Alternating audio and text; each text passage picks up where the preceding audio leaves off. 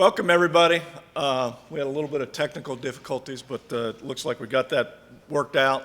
I'm Dave Donaldson, the Executive Director of the Gulf States Marine Fisheries Commission, and want to welcome y'all to the 68th spring meeting of the Gulf States Marine Fisheries Commission here in Panama City.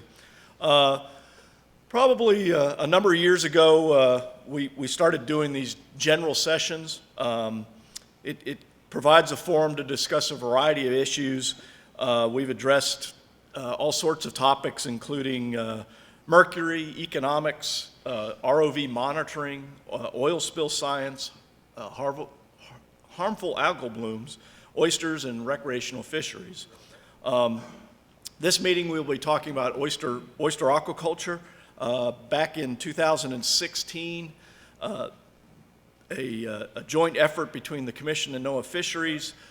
They provided us funding to address some opportunities and challenges with oyster aquaculture farming in the Gulf.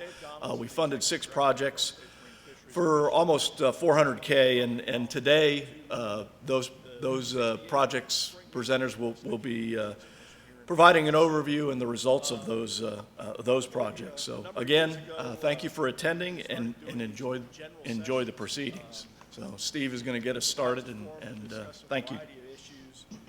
We've addressed all sorts of topics, including Well, so y'all got a view of what happens behind the scenes here when everybody's at the reception. This was all supposed to be done last night, but the staff didn't know about our screen, obviously. So I apologize for the delay, but I think we're going to have a good session. We've got a lot of time, which is good.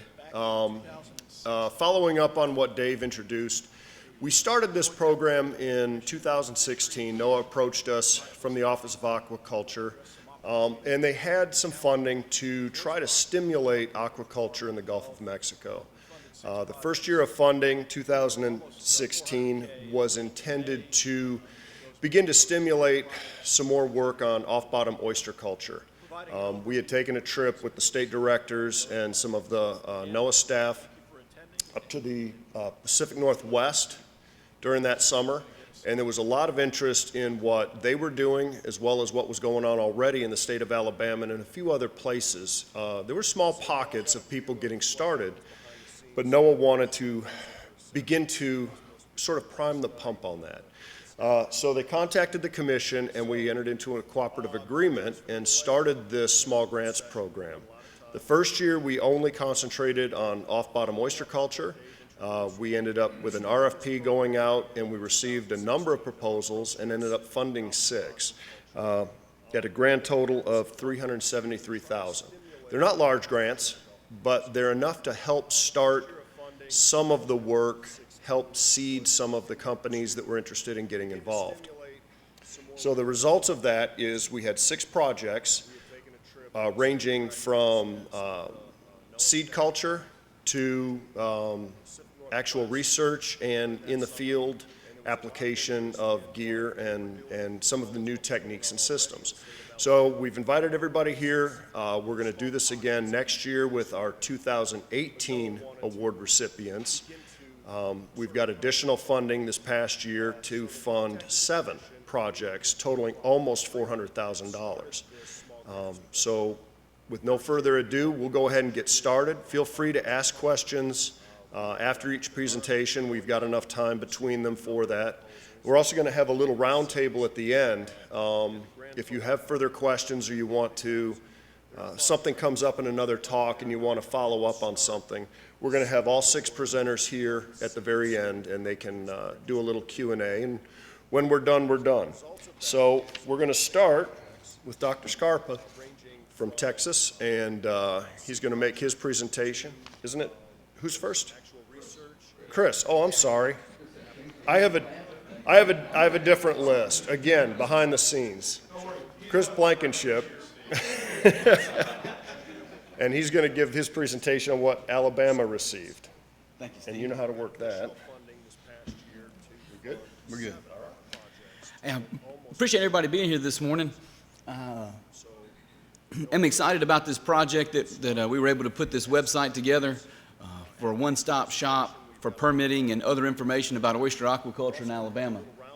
This is a project that was done in conjunction with Auburn University, the Alabama Department of Public Health, our State Lands Division, the Marine Resources Division of the Department of Conservation, Mississippi Alabama Sea Grant. I probably forgot a couple of other partners that we had in this project, because all of us were working on trying to expand the oyster aquaculture industry in Alabama.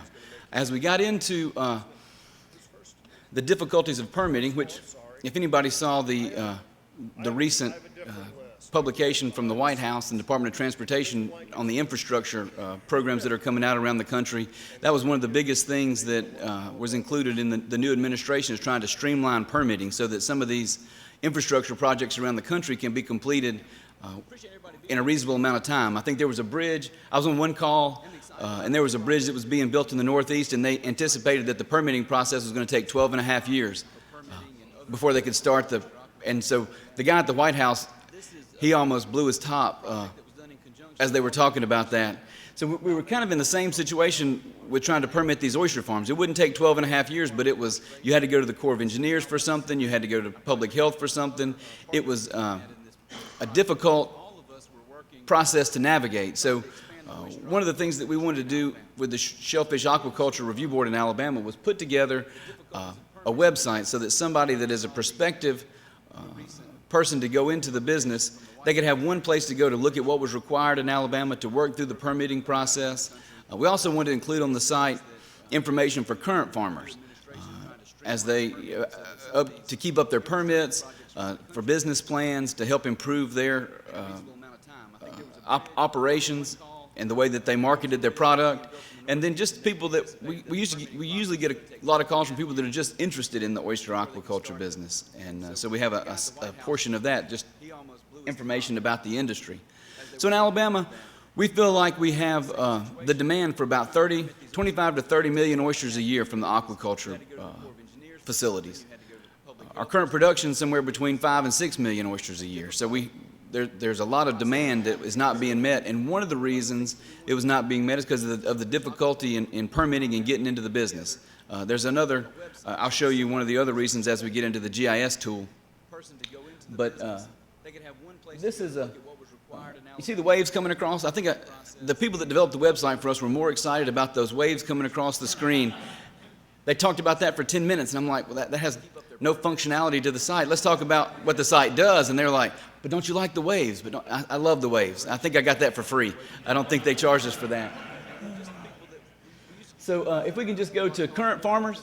So what I'll do, instead of just talking about the site, I kind of give you a little background on why we needed the site. I'll just kind of go through a little bit of the functionality of the site.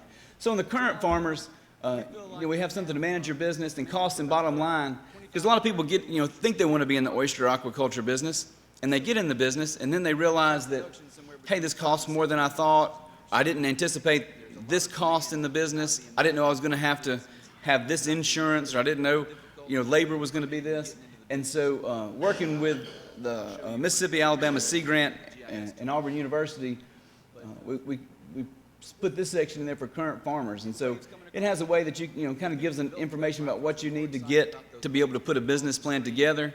And then if you come down to the Fish Biz tab, if you click on that, it goes to this Fish Biz Plan. And so then you can log on and create you an account, and then you put in all the parameters of the business, what you need, so you're able to put together a business plan. Because most of the people that are going into this oyster aquaculture business right now are smaller farmers. Most of them have been oyster harvesters on the public reef, and they've decided that's really a lot of work, and they're getting older, and there's not as many oysters on our public reefs, and that this is a good way to stay in the business and to create either a side business or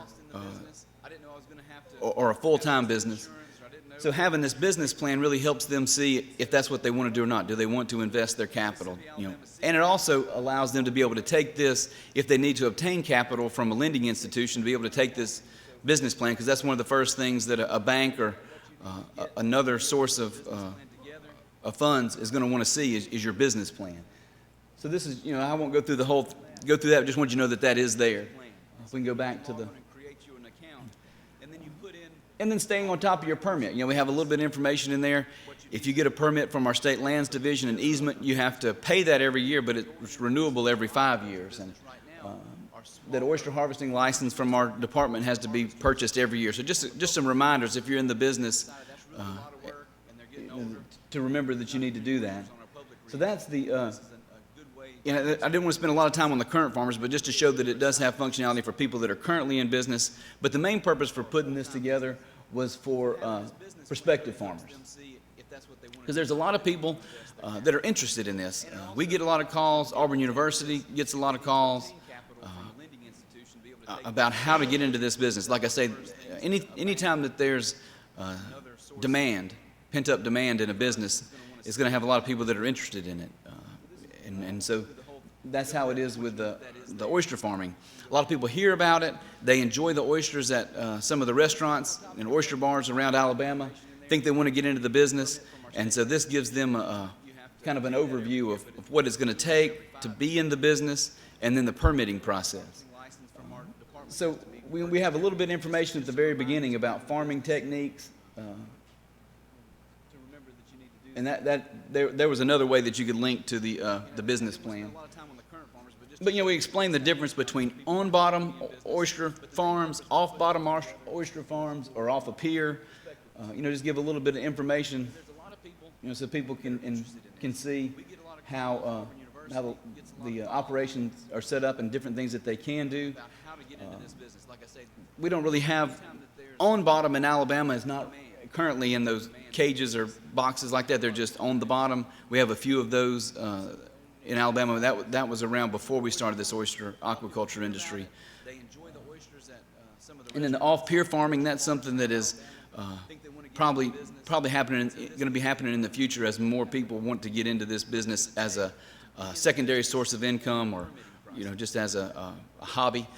There'll be several of those that'll be doing it off of their piers in conditionally approved areas. And then if you're going to have an oyster aquaculture business, you got to start with seed from somewhere. Traditionally, that seed has been provided by the Auburn University Shellfish Lab in Alabama. As we have tried to grow this industry, I know Dr. Walton, his plan was not to be providing seed forever for the oyster industry, but once the industry gets to critical mass where there's enough demand for the seed, then somebody would come in and invest private dollars and create a hatchery. And so that's taking place now. We have a new facility in Alabama, Murder Point Oysters, which is one of the largest oyster aquaculture farmer in Alabama, and they have taken to vertically integrate their company. They've started a hatchery so that they can produce it for their farm, but then also sell it to other farmers. And so that was how we hoped the industry would evolve, and that's what's happening. I think Auburn University is y'all are still producing quite a bit of seed, some to backfill just in case there's a problem in the private market, but then also just for restoration.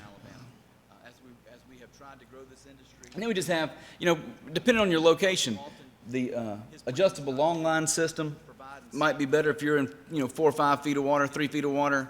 If you're in deeper than that, you're probably going to want the floating cage system or floating bags.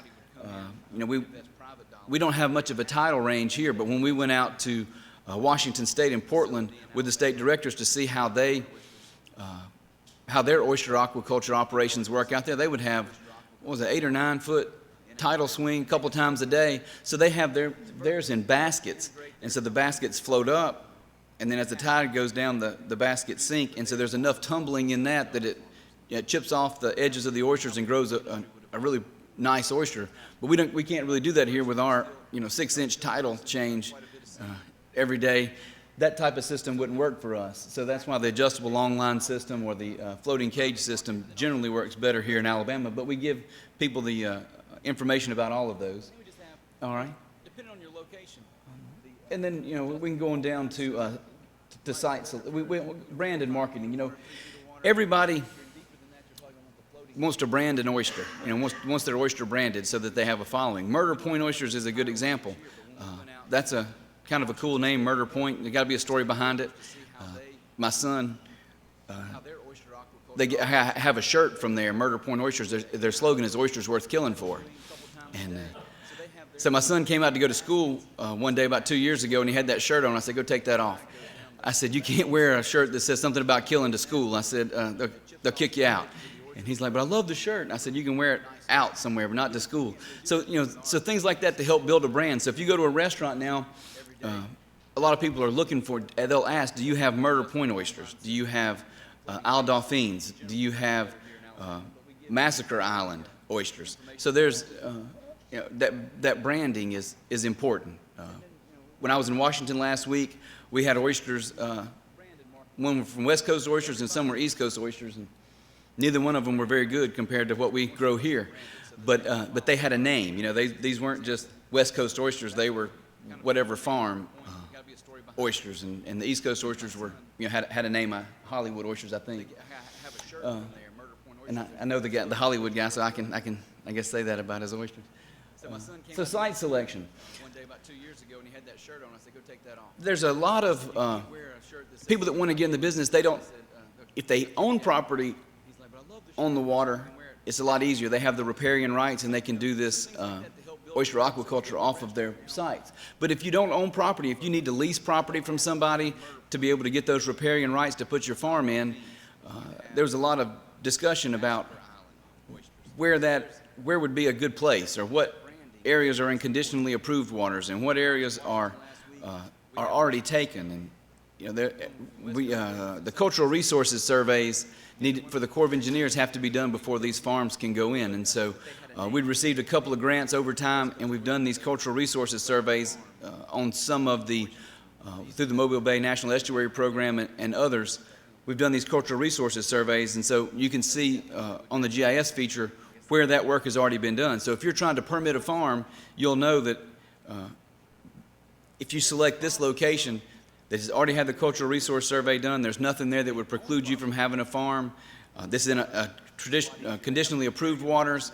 We have water depths on there, so you can see if you want to use the Australian longline system versus the floating cages, what the depth would be. So it's really a one-stop shop for you to be able to go and look at the different layers to help select your sites. And so if we can go to that GIS. So this is Mobile Bay. One of the layers that is not turned on, I don't think, is the public reefs. We have that. I don't think that layer is turned on, what we're seeing here. But this is, all right. So this is the area that is most appropriate for oyster aquaculture. We also have some places there on Dolphin Island. Yeah, so this is our public reefs here. So that's where most of the public harvest takes place. And then we have these areas in Portersville Bay that are most likely places for oyster aquaculture to take place. One, they are not in sight of very many houses.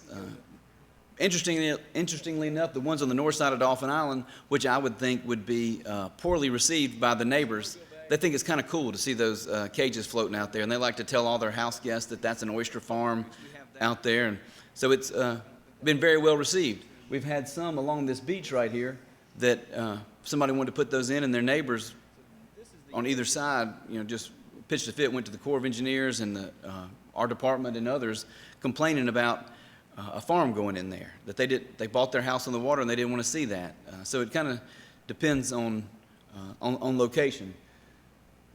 So you can see these areas that are kind of in the purple. Those are current oyster leases. So you wouldn't, you could work out something with them if you wanted to take over their lease, but some of these are current farms where they're trying to grow some oysters.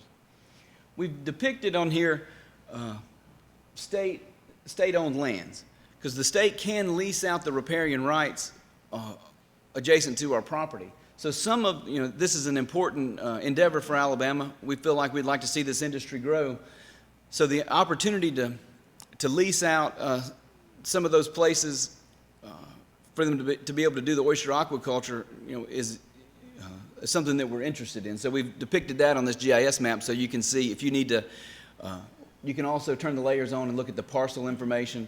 But these yellow areas, those are all state-owned properties, and so they could have farms adjacent to those maybe easier than they could with a private landowner.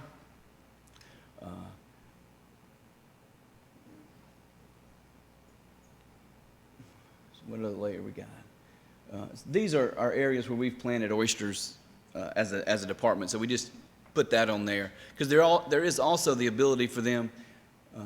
Most of these farms you'll see are within 1,800 feet of the shoreline because that is the riparian area in Alabama. But you can lease areas further than 1,800 feet from shore from the state, but that has not been very feasible for anybody to do that yet. It's a lot easier to do it within those 1,800 feet of the shoreline. If you can zoom back out just a little bit, I want to show this closure ring. So like I said, these are prime areas. There's a current farm there. That's where Murder Point Oysters is located. These are other prime areas adjacent to these lands.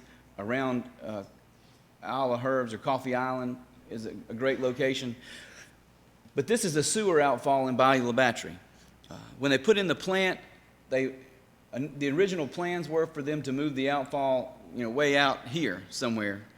But I think they ran out of money and had a cost overruns in the facility, so they didn't extend the outfall pipe as far as was originally planned. So this is the closure ring around the sewer outfall.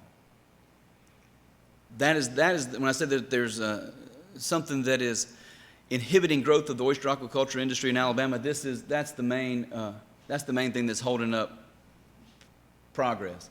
Because if they go to another million-gallon, if they go to that next million-gallon class as the area grows and they add more, they're getting more places off the septic tank and putting them on the sewer, which is a good thing. However, it does increase the flow from the sewer plant. And so if they go to that next, this would be the next closure ring. And so, as I say, these are great areas. These are great areas. Somebody that needs to really invest $5 to $10 million in a large oyster farm to make this industry really grow are reluctant to spend that capital. So we're working separately. I'd asked for a grant to help do a study to see how far we need to move that outfall line. Unfortunately, that was not funded. But hey, we got the website to be able to show people the problem. So it's better than nothing, right? We're hoping we are planning to work with the Bayou La Battery utilities and move that outfall out here somewhere, and that would open up a lot of these other areas and take some of that uncertainty away that really help this industry grow. And these layers can be turned on and off. We have the water depth. You see that? Like I said, there's another layer that has the area. The cultural resources have been done. So if somebody is interested in getting the business, they'll know that this area here belongs to the state. They can call the state and see if the state is interested in leasing that and what the cost would be. That it's outside this closure ring. That it has had the cultural resources survey done, and so it's the site is very helpful in people to select where they would like to see to site a farm. Or we can go back, because Steve's giving me the 5-minute sign. And then the permit application guide. I want to. This was keep going. All right, permit guide. If you'll just click on that. So there is a lot of different groups that have to be involved in the permitting process. But before, there was no real one place where people could go to know what they needed, if they needed this core application, or if they needed something from the U.S. Coast Guard or from our state lands division for easements. And so we did this application guide. We'll just kind of go down pretty quick. Hit with next, and then.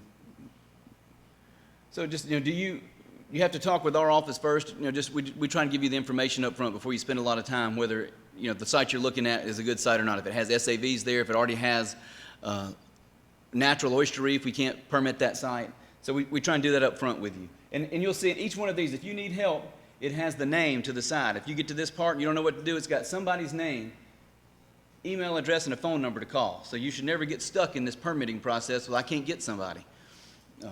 And so then we go down. If it's do you own or lease? Are you leasing or do you own it? And that's most of the people on this one are going to be they're going to lease it. And then to get Alabama Department of Public Health approval, are you in a approved site? If you don't know, you can call Byron Webb, and you can give him the location. He can tell you if you're in conditionally approved waters or not. So it's that sort of thing. Go ahead to the. So you have to have an easement from our state lands division. So we have it. You can download that application and go right to it and get that filled out. But if you have questions, you can call Jeremiah. It's a real person. We don't just have an 800 number up there that you got to that take you forever to get through to somebody. And then the joint permit from the Corps of Engineers and the Alabama Department of Environmental Management. Most everybody's probably familiar with those joint permit applications. And that goes to all of these entities once it's filled out and submitted. And then the next one is the navigation permit from the U.S. Coast Guard. And then once you get those submitted, then you have to submit your operations plan to the Department of Public Health so they can approve the way that you're going to be growing these oysters so that they can permit you. And it's got a a template, so it's got one that somebody else has already filled out. So you can see what somebody else has done, and you can put in those boxes if that's how you're going to run your business, and then you submit the plan. And then just information that once you get that site up, you got to get a harvesting license. It tells you how to get that. And then there's a waiting period. The waiting period is not a mandated waiting period. It takes a long time for some of those federal agencies to act on this. So while you're in this waiting period, we're like, hey, while you're waiting, keep coming back to check and see if your applications have been done. But hey, if you hadn't put a business plan in, now's a good time for you to really take a look at that. So we put that business plan in a lot of different places on the site. So if you want to get into it, I don't want anybody getting into this, investing money, and then realizing that they made a poor choice. We try and make every opportunity through the Mississippi Alabama Sea Grant Auburn Extension to do this business plan. And then final approval. Once you get all these things, it's a checklist. Do I have the joint? Did I get that? Yes. Did I get that? Yes. Do I have that? Yes. Do I have that? Yes. Now I'm ready to get into the oyster aquaculture business. So the permitting site, and one thing about this that the website people are so excited about too, if you leave off somewhere, like if you get halfway through and you get a phone call or you don't have what you need to finish out this application and you leave the site, when you come back, it'll take you right back to where you were. And then it also has a feature where it can email you or send you once you put your information in there, just a reminder, hey, you left off here. Do you want to go back and finish this or not? So it's and then just very quickly, Steve, before you run me off, the state of the industry. Like I said, we just have some people that are just interested in oyster aquaculture. They hear about it. They see them at the restaurants. They want to know a little bit about oyster aquaculture. So this just gives some general information about the oysters. Got a good video talking about the oysters and year-round demand. And then if we can go to number 3 right here. Got some recipes in there. So then we have a list of the farms that are there's currently 13 farms that are operating in Alabama. This kind of gives their general locations of where their farms are. That's not a farm. That's just, when you're doing GIS stuff, if they give you the address for their house or their shop instead of the location of the farm, it'll show up on land.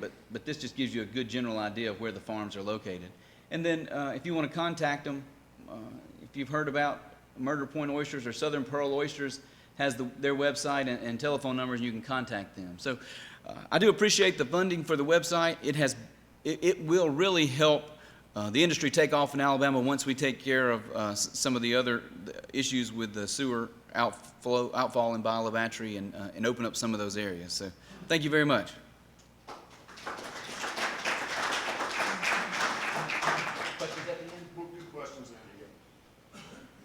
So, Joe, do you need a minute to check that speaker, or? We've got a little bit of feedback, obviously. I didn't sound good one time, much less everybody having me here twice.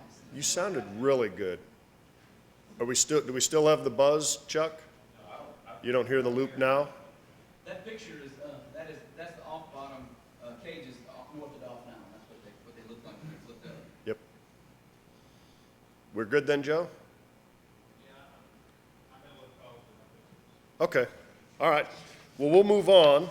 So now that I have the agenda, which is helpful, our next speaker is Dr. Scarpa from Texas, and he's going to talk to us a little bit about the project there, looking at the issues related to promoting off-bottom aquaculture in the state of Texas. So come on up and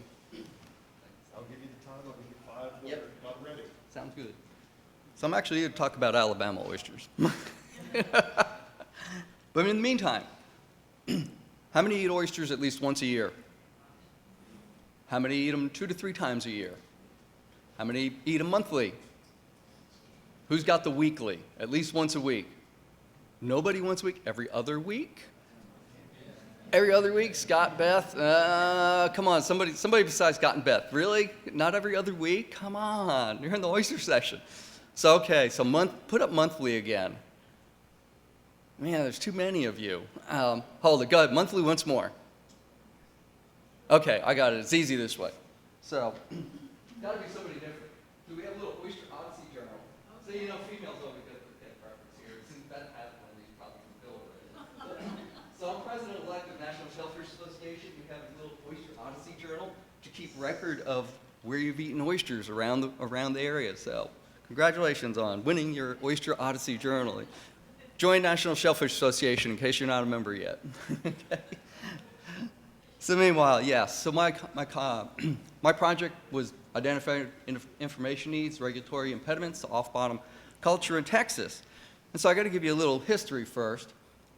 Before coming to Texas 3 years ago, or coming back to Texas 3 years ago, I spent about 20 years in Florida, where clam culture is really it, but we have bivalve culture. And before coming to Florida, I was in Japan, where culture happened right outside my front door. So I was very used to it. And in Florida, partly what got this going was education projects going back to the early 90s. And I was there in 93, I started Project Ocean, Project Wave, Project Oak Hill, Project Clam. And the industry's, now about a $15 to $20 million industry, 1,400 acres or so in high-density lease areas. So I had a model. And, in Florida, off-bottom culture, really what I consider on-bottom, not truly, as well as early cage culture where they came off top. I was like, look, this is normal to me. And I come to Texas, and I graduated from A&M in '89, and I'm looking up oyster culture again, and there's the fishery manual still from '88 that not been updated. And it's going 30 years almost now, and still, now they do update pieces in electronic age. You don't see hard copies anymore, right? But they have a good natural fishery, right? The season's from November through April. Basic, this was the part we said, let's see. There it goes, basic size, 3 inches, hand togging and dredging, okay, motorized dredging. And then these are for public reefs, okay, that's a season for public reefs. There are private leases in Galveston Bay only.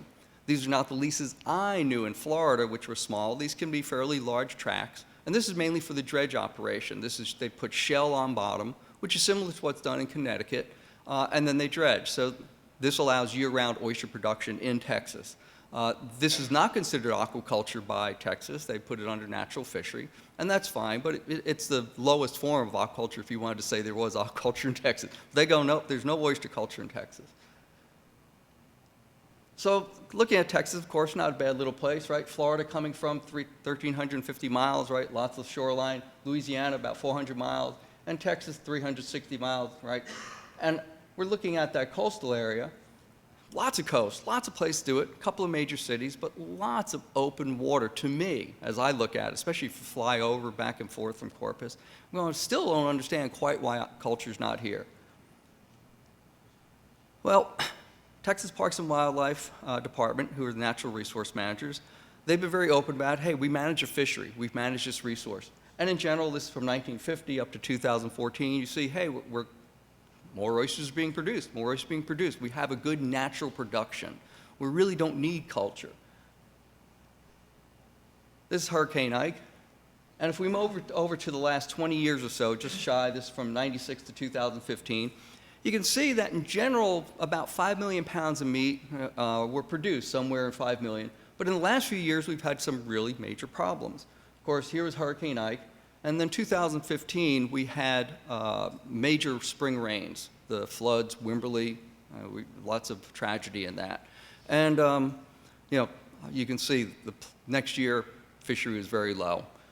We've sprung back a little bit from that. That's about 1.5 million pounds, and next year was just over 2 million, and actually this year the preliminary numbers are about 3 million pounds. 3 million pounds of meat, 3.2 I think or so. And so we're coming back naturally, but you can see the variation. And of course, as any culturist, we go, that's what we try to get away from, the variation. That is, we have a consistent supply. So, the basic thing was, look, folks, as I would approach people, oyster culture occurs in virtually every state except Texas.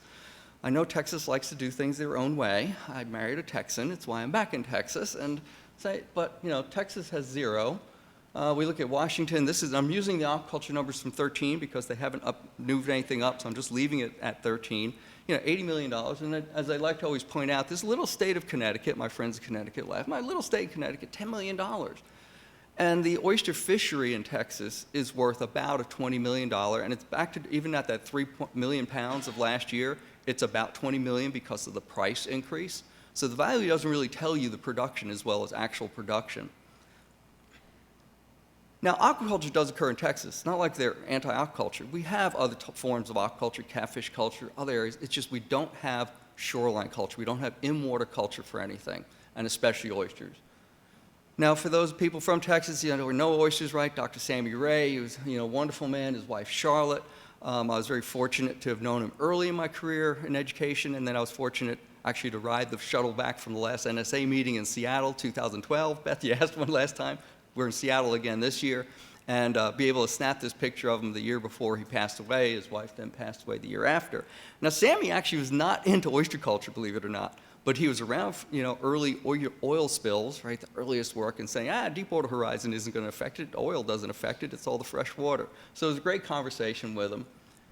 And it's not like oyster culture hasn't been tried in Texas before. Dr. Lenny at A&M, right, had done some work in Galveston Bay, great paper out with Sammy, excellent, shows, look, it's economical, it can be done. Unfortunately, Dr. Michael passed away in 2014, but it's still, there's no traction. There's no traction. For those of you who might not know about oysters, right, quick life cycle, right, spawning, free-floating animal that then attaches to anything, right? We always show it as oyster shell, but beer cans, tires, it'll attach to anything hard as long as it's in the right environment.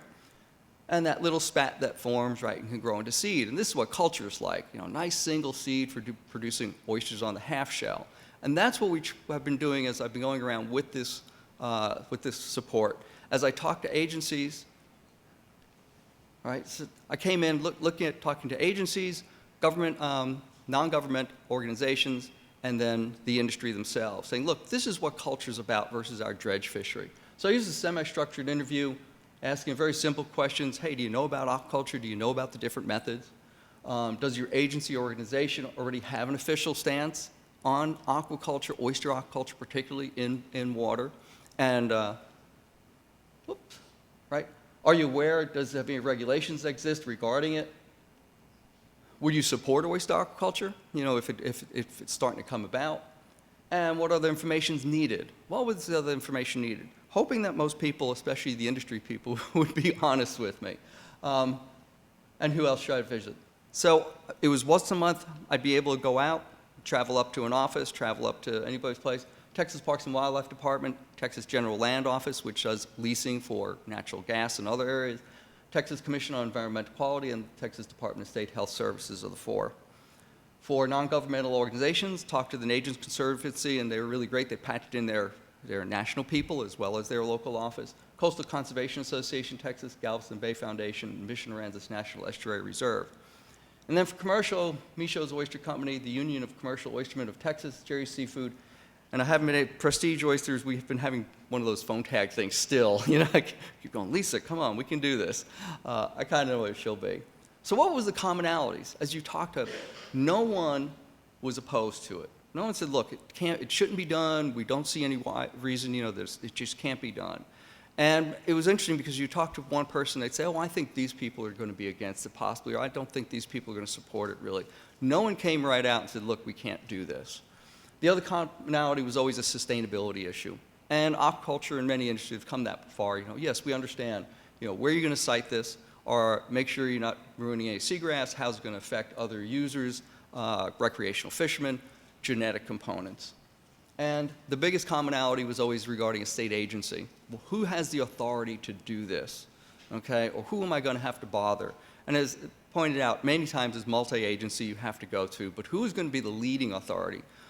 In Florida, Department of Agriculture has an aquaculture division. We don't have that in Texas. So it is under Department of Ag, but Texas Parks and Wildlife is involved, TGLO, et cetera, et cetera.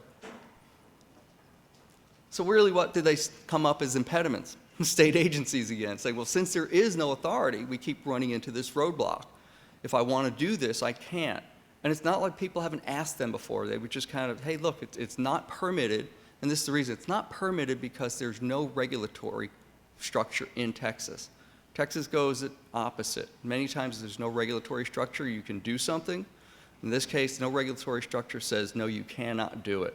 Period, end of report. There's nothing out there, you cannot do it. Most of the agencies, of course, and even the industry people realize, hey, if we do get into it, there's going to be increased costs for surveillance, for monitoring somewhere along the way. Where's that going to come from? And finally, part of that sustainability was spatial planning. You know, the user conflict issue especially, and again, regarding sustainability. And if you look at Texas, you realize something like Galveston Bay, heavy usage. If you can follow the little red lines, okay, that's all gas pipelines. Energy is still the biggest thing in Texas. That's what really brings in the money. Corpus Christi is the 4th largest port in the nation. Not Galveston Bay, I'm talking about my little port, because of energy value. It's incredible the amount of material coming in and out, gas, liquid natural gas, oil. So this is one of those things, hey, if you got pipeline already down there, how are you going to spatially plan this? And especially if they're thinking in the future. What can be done for this? Could you move a farm? That's what they always go, well, the farm would have to move. Like, I really don't think the farmer would like that too much. You know, we have some other issues regarding siting that we bring these farms specifically for.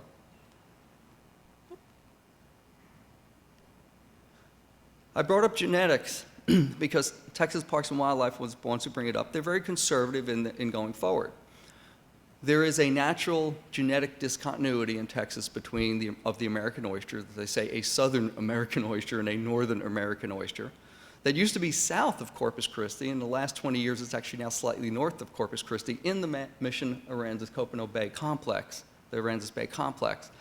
This is a map for a different project that I have up there on site, but we understand this. And so they say, look, if we're going to go forward with this, one of the regulations really would be oysters that are planted in a bay have to originate from that bay.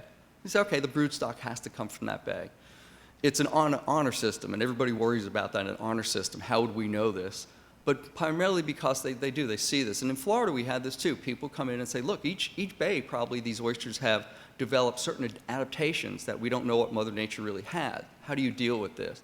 Well, in Florida, really, it's a East Coast, West Coast, right? There's, again, a break between Atlantic and Gulf, and so they have a demarcation. You're not supposed to move oysters from coast to coast. So I've recognized that, and I think it can be done. So some of the solutions, right, basic. The state agencies go, look, no matter what, it's legislation. Most people won't create more work for themselves, and I agree with that. So it's going to have to come top down. And they're not opposed to it. Like I said, they're not opposed to doing it. They're just saying, look, if we bring it up, it is. Then we have to ask for those costs. If legislation comes down, hopefully the money that needs to support that will come with it. So it really is moving along. And we see that occurring by me going out and doing these little talks with different groups. The public hears about it, and there's more inquiries. And industry, restaurant industry, other people are starting to go there, and they're then saying, hey, state legislatures, their local reps, how do we move this up? Texas works on a biennial system, not an annual system, so it's every other year that we have to get legislation in, and I think we're coming into another one here. So we'll see if something goes forward. Now, the state agencies have not been sitting on their laurels saying we can't do this. Texas Parks and Wildlife had actually an oyster aquaculture plan that they started to bring out in the summer 2015. But that was one of the things they found. They said, we really don't have the legislative authority to do this the way they would like to do it, okay? And that was actually, they were looking at just doing bottom shell plant, continuing what's done in Galveston Bay and just moving it down the coast. And we're saying that's okay, but you don't get the really nice half shell oyster. You really want to move into a caged or containerized type. Can we go to the next level? And that's where they said, we really can't do this. And part of it is legislation for bonding issues, monitoring issues, et cetera. So, of course, that's support for increased costs. Spatial planning, most people would say, look, we need this, user conflict, education. And then the other part actually became sustainability and training. Most people, and especially people who are doing in the fishery now, say, look, we know our stuff, but how do we learn? How do we actually do culture? And I said, it's always, what are those business costs? How do we actually do this? And as in any state, we said, yeah, we can start off as that hatchery, but then it would develop. In Florida, it was the same thing. One of the institutions started off, as it grew, you move out of it. And it's not like information doesn't exist out there. In a lot of ways, my map, when you look at that, we go, oh yeah, Alabama, Mississippi, Hawaii, these are our latest groups of states coming in. They're already aggregating that information. Our state agencies had aggregated some, trying to find the best and the worst. And it seemed like they always picked the harshest ones to really to keep it on the line. But there's information out there for us already. So with that, if you have any questions, I'll be glad to answer them. Well, ask them too. Thank you.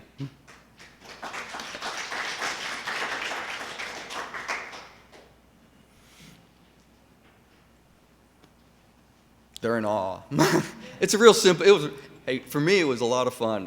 Coming back, it's almost, since I'm a professor and not an extension agent, I got to do extension type stuff, go out and meet the groups. And it really did help. And we've been doing this quite a bit. It's been a lot of travel besides this. And to give some other information that's a little bit different, we've been very fortunate. We had put in, although Texas did not get hit directly by the Deepwater Horizon oil spill, we are getting some restore funds. And we were able to put in for an oyster restoration hatchery. So we're looking at, okay, if we got that restoration hatchery going, hopefully the next step is then an aquaculture hatchery. You didn't hear that, right? No.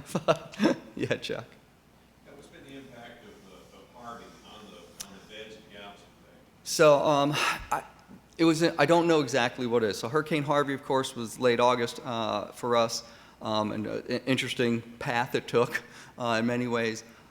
It closed them for a long time, and I haven't heard what it is. They went in and did a NOAA, survey real quick, and that was part of why I know it's roughly a $3.4 million, value this year. 3.4 million pounds, because they had to do that. But I haven't heard really what's going on. There was silting, there were other things, but Mother Nature's pretty resilient in some ways.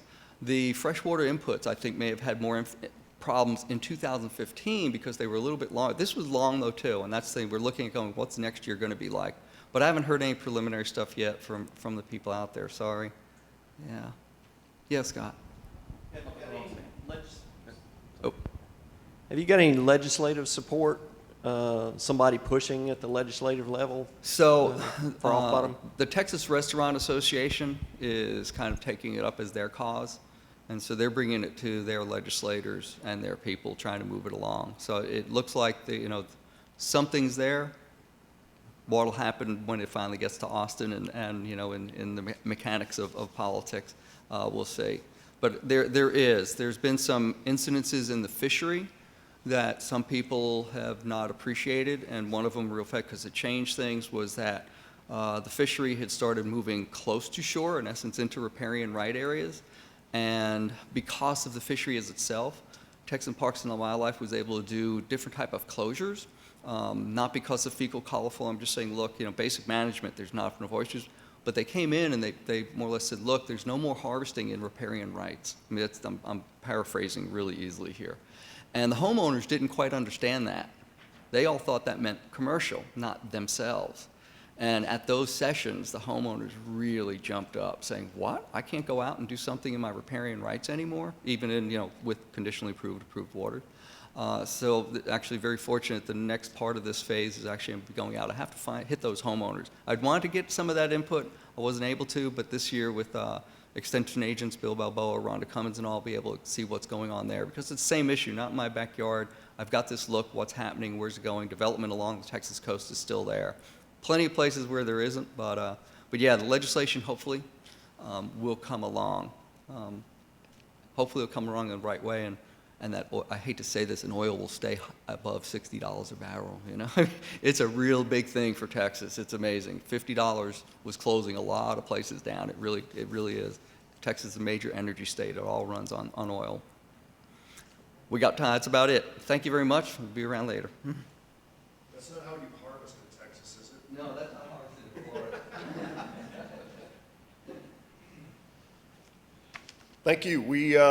I noticed in the back, if you hadn't signed in when you came into the room on the break, if you would sign in our sheets so that we can keep track of how many people we have. There's also abstract books in the back. If you didn't get one, go ahead and grab one, and it's got all the information for each presenter's overall project. So make sure you grab one of those at the break. We're going to make a few minor adjustments to the screen and a few other things, but we'll go ahead and do the next talk, and then we will take the 10 o'clock break. Mr. Stewart from Alma Bryant High School. You've heard a little bit about the need for training, education, and outreach. And Alma Bryant is known as Half Shell High School. So we're kind of honored to be able to go from academics to agency to lower education. I mean, this is really where it is. So go ahead, and you know how to use this. Just right and left, All right. and then the green is your pointer. Okay, thank All you. right. Good morning.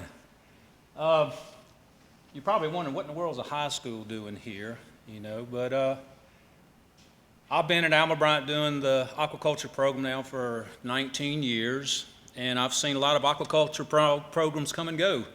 And the common thread I saw there was that in all the other cases, they were trying to take a teacher and make an aquaculturist out of them.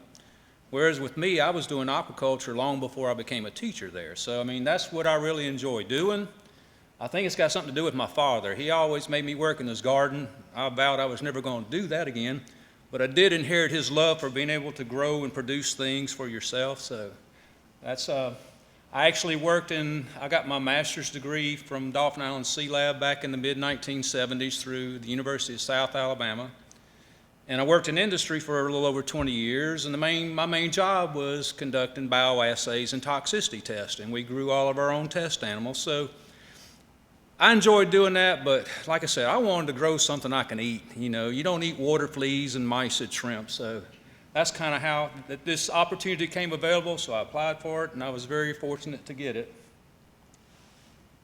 I'm going to tell you a little bit more about our program itself, because we've had somewhat of a long delay in our actual Gulf States project because, for one thing, they brought central office of the school system into it because we had to go through a bidding process for some of the things, and I'm not going to bore you with that. So we're in this for the long haul. So our program is essentially from the time we were funded for as long as I'm on this side of the grass.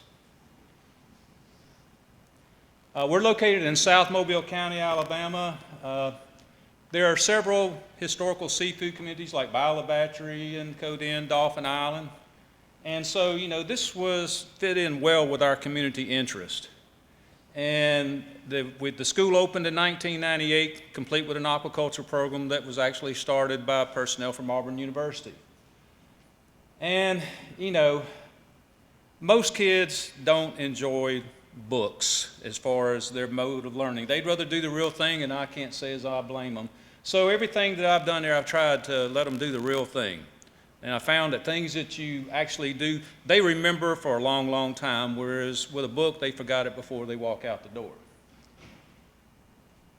And at the same time, what I wanted to try to do was to help develop something to do with the seafood industry, because that was part of the community heritage, and they were really struggling from a large number of factors. And I had numerous students who would tell me that, yeah, we used to have a seafood shop, but it's been boarded up now for a few years. So we wanted to try to help that situation.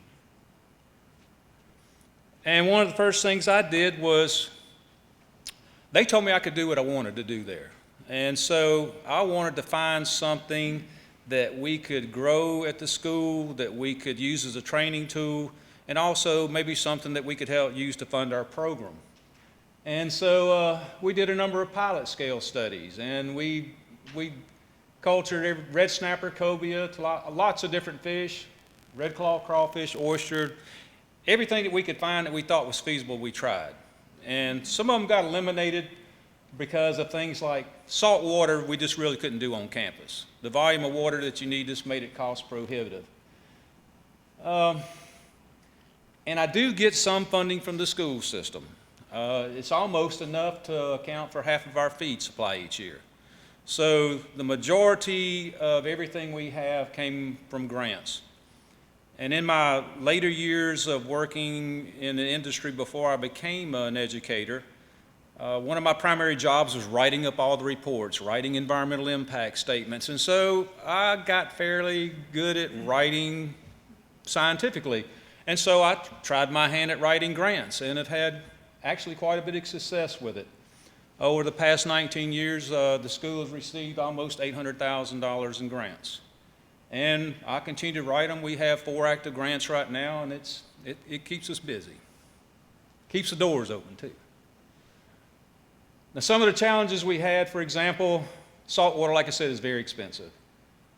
We always had problems with disease problems with the fish. I think anytime you got them in tanks, it's very susceptible, especially with the snapper.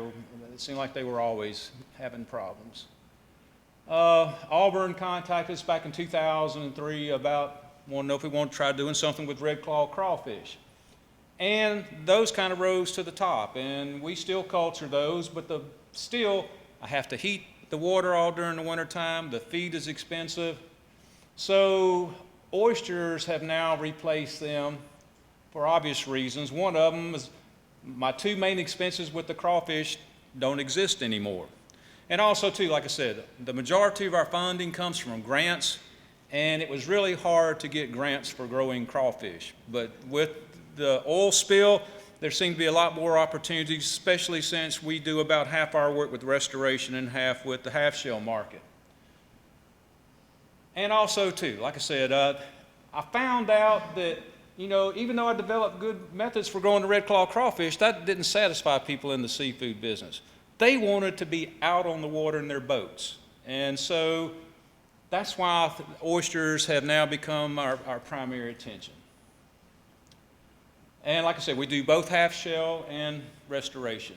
As far as our experience, most of our early experience comes from my wife. My wife, Lynn, sitting there on the second row, she's a marine biology teacher at Alma Bryant High School. And she's been doing stuff with the Mobile Bay Oyster Garden project now, I think, for 13 years. And her students, they participated in spawning activities down at the Shellfish Lab. She and her students conducted grow-out studies in our greenhouses. They did salinity, the effects of salinity on grow-out. And they've assisted. Each year they go and collect all the oyster gardening oysters and put them out at selected areas. So she kind of got me interested in them. This is some of her students that were collecting oysters from the oyster gardening.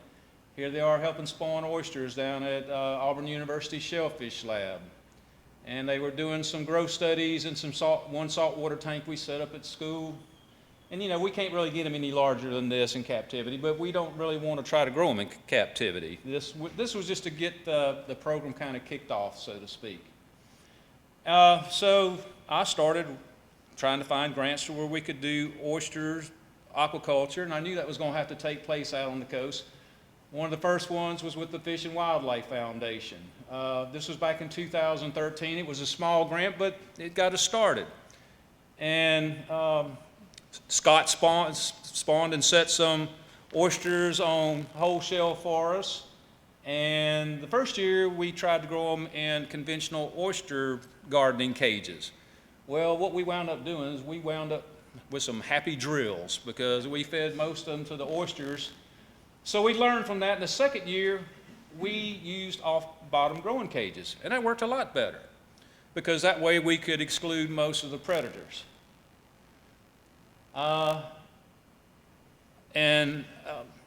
University, they established a 40-acre site in Portersville Bay. I'm not sure the exact date, but it had a restoration area, training area, and commercial farm areas. And since we were interested in oysters, Auburn personnel, they offered to let us use one of their training runs. So that's how we got our feet wet, and that's where we grew those first restoration oysters. We used the grant to purchase 200 long-line baskets. We grew half of them were for restoration, the other half were for the half-shell market. And we wanted our own, one run, you're very limited in how many oysters you can produce. Also, the site was only accessible by boat, which severely restricted being able to get students out there. So I wanted our own area. And they'd already run out of sites at the Portersville Bay site. So I started looking for an area to do it. Years ago when I was in graduate school, I was working on a marsh study project, and it was at Point of Pines. and I knew that the peninsula belonged to the University of Alabama. So with the help of some friends, like with the Sea Lab, I got a chance to talk to them, and they thought it was a good idea. And I was only really looking for a couple of acres to do this. And so we finally got around to the question and said, well, how much is the lease going to cost? And I was expecting how many thousands of dollars. They said, how about $3 an acre? So I said, I'll take the western shoreline. Sort it out later. So here, let's see, where's the pointer? There it is. Here's where the high school is in relationship to the Portersville Bay site and Auburn University Shellfish Lab here. And then here's the Point of Pines Peninsula over here. It's not that far from the school, and there's a road that goes all the way down to it, so it's a lot easier to access there than it was at the other site. I don't know if you can see this. This is down at Point of Pines. We essentially, here's where the Sea Lab property starts at the end of the road, and it's about 3,000 linear feet all the way down here to the point. So what I did is I leased this shoreline, and going out 1,800 feet, it's roughly 114 acres in here. Most of this area in here is shallow, has grass beds, so we moved out 500 feet, which gives us a total area that what we wound up doing was we divided it up into 25 2-acre blocks. Bill Walton advised us, just like in branding, you need a catchy name. So we came up with the term Half Shell High School for our program. And we actually started it with a grant from NIFA, which was a branch of USDA. And the main thing we did with this one was to go through the permit process. And I went through it before Chris developed a system to make it easy. And it didn't take us 12 years, but it took us longer than 12 months. But it was a good learning experience. And this was, it paid for things like the seagrass survey, oyster resource survey, the survey maps, and we also bought some growing gear. And like I said, we wound up dividing it up into 25 2-acre blocks. This is looking at it from this ways north. So this was the area. We have 25 2-acre blocks. We had this one little triangular area in here that we were reserving for a future nursery area. We have the school, we operate these 2 blocks right here, or will be. Auburn has these blocks in here, and we've made the rest of these blocks available for commercial farmers. Because one of the things, I can't imagine very many of my students having the resources to start their own oyster farm. But what I was hoping that there would be farmers out there who would soon realize they need some labor help, and we could supply them with, I've already got several students now who are working on some of these farms. In fact, my son is the farm manager for Murder Point Oysters. And so, next, now this was a long shot here. I found out EPA had never offered a grant to a high school. So I went for broke on this one, and I couldn't believe that we got it. It was a $260,000 grant. Essentially, it equipped our oyster farm. And not knowing what specific type of gear a particular farmer may use, we opted to try to get some of all the gear. We have floating cages. We got the 3 different types of long line cages, so that the students, can get a job and they could go and say, well, yeah, I've used this type of equipment before. I know how to repair it, so that's what we were shooting for. Main thing we do is purchase gear. We also, Bill Walton offers a fundamentals class. My wife and I both went through it. I thought it was an extremely valuable class. And I wanted my students to be able to go through it. And so what I did was I tacked on to that grant to fund Bill Walton's fundamentals class for 2 years with the stipulation that my students be allowed to go through it. And so now, since we have our own training area and training gear, hopefully he's going to continue to do that in the future, and we can continue to plug students into this class. I paid for all the piling installation. We've got a permit to, one of the things I didn't want to do was to try to attempt to do all this in a boat, because sometimes with the water's rough and you're trying to work oysters, so I got a permit for a 16 by 24 foot platform out in between our 2 blocks, and we're going to put a tumbler out there to make it easier to take care of the oysters, as well as have a good, safe, stable platform for students to work with some protection from the sun and rain. So we're in the process of installing our gear out there now.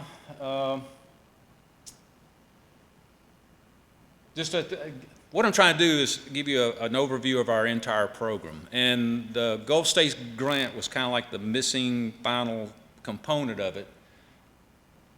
This last grant here is a smaller one, but it's still, we're going to be doing oyster reef and salt marsh restoration. One thing that we found was that there are some live oysters in the area where the farms are, but they were only restricted to around the fringes of the marsh at the mouth of tidal creeks. And so we're trying to kind of couple salt marsh restoration with oyster restoration. What we hope to be able to do maybe in future restoration projects, go out and plant salt grass and stick an oyster there.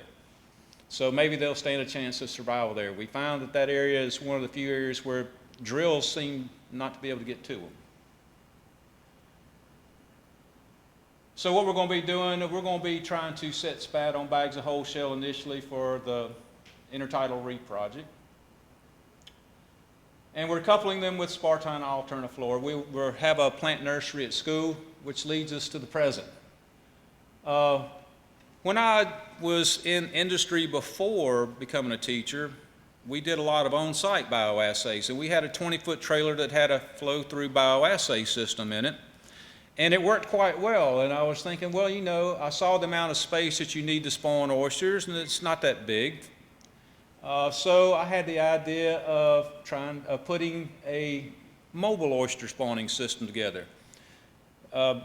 Because I've already seen firsthand what happens to structures on the coast after hurricanes. And so by making it mobile, you know, if a hurricane came, we could relocate it to higher ground. And at the time I applied for this grant, I hadn't heard of any other plans for any hatcheries to start in the area. So I knew Scott and them were, like you said, they didn't plan to be in the commercial seed production business long term. So we were just trying to get a start. I wanted to try to do this myself and also be able to teach the students about the oyster spawning. So, well, I just said that. So we purchased a 20-foot trailer. That way we can control temperature and light. We can also have protection from the elements. It can be relocated when needed. And also, too, you know, if there's a future site that maybe somebody might be thinking about locating a hatchery there and they want to know, well, is the water suitable? Well, in the future, we could use this trailer to kind of simulate and see if it is a good place to do it. So what our present plans are is we want to be able to spawn and set our own oysters. We want to be able to do it for the half-shell industry as well as for restoration. So since there are now several new hatcheries planned, hopefully eventually they're going to have the need for some trained labor. So we want to be able to teach our students about the different tasks associated with operating a hatchery. This year we're going to try our first spawn. And what we're going to try to do, researchers at Southern Mississippi last year, they were able to do a successful inland spawn with synthetic seawater. It appears that conditioning the water is the key element there. And whether or not we're successful, at least we can go through a trial run, we can kind of work the bugs out of our system, and perhaps with some luck we can be successful with it. We're going to try it. But the thing about the trailer being mobile, if it doesn't work there, we can relocate to the coast. And so we're going to take kind of baby steps. The first one's going to be on campus. Like I say, it'll serve as a good shakedown test. We're going to start off trying to spawn diploids. We're going to also try to, we already had this 10,000 gallon tank that we use for growing snapper and cobia. It's a recirculating system. It's an epoxy lined concrete tank, shell filter, biofilters. This is inside the trailer. We're going to, essentially, we are setting up our spawning bins on the counter. We will connect a water supply, attempt to do spawning here. The first year, we're going to let's see. one thing was since the salt water is so expensive and we're going to have a plant nursery there, we're going to take our used water from the oyster spawning and use that at our plant nursery too. So we may be able to recycle some of the water. We'll just have to see how that goes. We're going to try a static larviculture system initially. And if we can successfully do that, well, then we will set them on bags of whole shell. And then we'll take those and grow those out as part of our Be Wet project with the oyster restoration. If we are successful there, we'll try it again next with setting them on microculture. And if that's successful, then we're trying to get a small bottle nursery that will be contained inside the trailer. And if we're not successful at school, like I say, we'll relocate to Sandy Bay and attempt to spawn there. If we can get through that, then next step would be to try to use a high density flow through larviculture system. Scott's going to be telling you about that in a few minutes, so I'll be learning too. So eventually we hope to be able to spawn and set any type of oysters we want to, because one of the things, I try to teach my students is that, you want to try to have as few other infrastructure entities that you're dependent on as possible. So that way you're the one who determines your future and it's not at the hands of somebody else. Questions?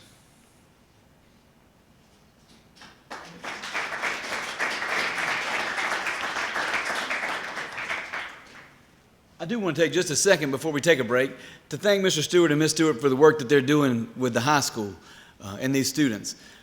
I will say this, this is close to my alma mater, since my high school and our rival high school both closed and they combined them into this one school. So I guess that I don't have a high school I can claim anymore, so I guess I'll claim this one. But they've done a great job. One of the key elements to success for the oyster aquaculture industry in Alabama as we grow is an educated source of labor to be able to work on those farms. Like most trades, that's becoming, it's not near as popular as it used to be. We used to have something called marine shop. I don't know if they still have that anymore. Now it's, maybe it's his aquaculture class. But we really need a good trained workforce. Not everybody's going to college. Not everybody has the ability or the opportunity or the desire to go to college. But if we can get some people that are trained to be able to get in this industry, to help it to grow, to have some good paying jobs, and keep those people local and working, I'm really excited about that. So of all the things we're trying to do in Alabama to grow this industry, this is a key portion, and I appreciate y'all's work with the high school, training those students so we can have a good source of labor for our growing industry. Joe, are you ready? All right, well, we're going to go ahead and get started again. Welcome back. I hope everybody got enough coffee. We're going to continue on with Beth Walton. She's going to present on the information that she's been working on for the last year. And if you're ready, we can just go ahead and start. And you know how this operates. I will figure it out. I think it's pretty Arrows, self-explanatory. and you're good. Thank you. Of course, I got to move the microphone down. Yeah, no, that's fine. Steve's up here somewhere. Good morning. I'm going to be talking to you all today about the Gulf of Mexico Shellfish Initiative. I was working on this, gosh, so many people involved across the Gulf all of last year. So thank you to the Commission for funding this. And I worked primarily with Mississippi Alabama Sea Grant, but all of the Sea Grant programs throughout the Gulf were just so super helpful. Our other partners, and I'm going to talk about all the different folks that we worked with. So with that, I'll get started. So the Shellfish Initiative actually originated in the Federal Office of NOAA. I'm not going to read off everything, but this gives a nice broad overview of what a Shellfish Initiative actually is. Because in our conversations, a lot of the folks were like, wait, haven't we talked about this already? Or haven't, some groups already done this type of thing?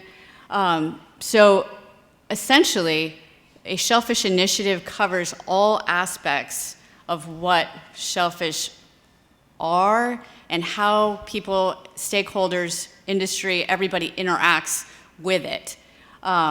So as you can see, depending on where you are in the country, the species might change.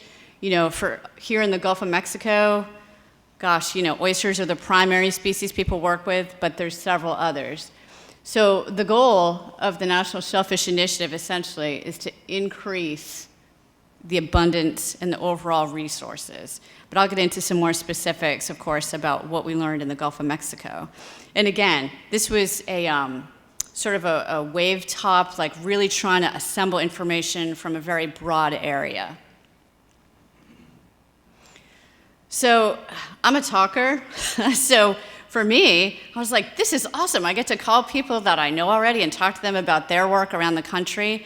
And I just put up a list of the current initiatives that are already underway and that are being developed.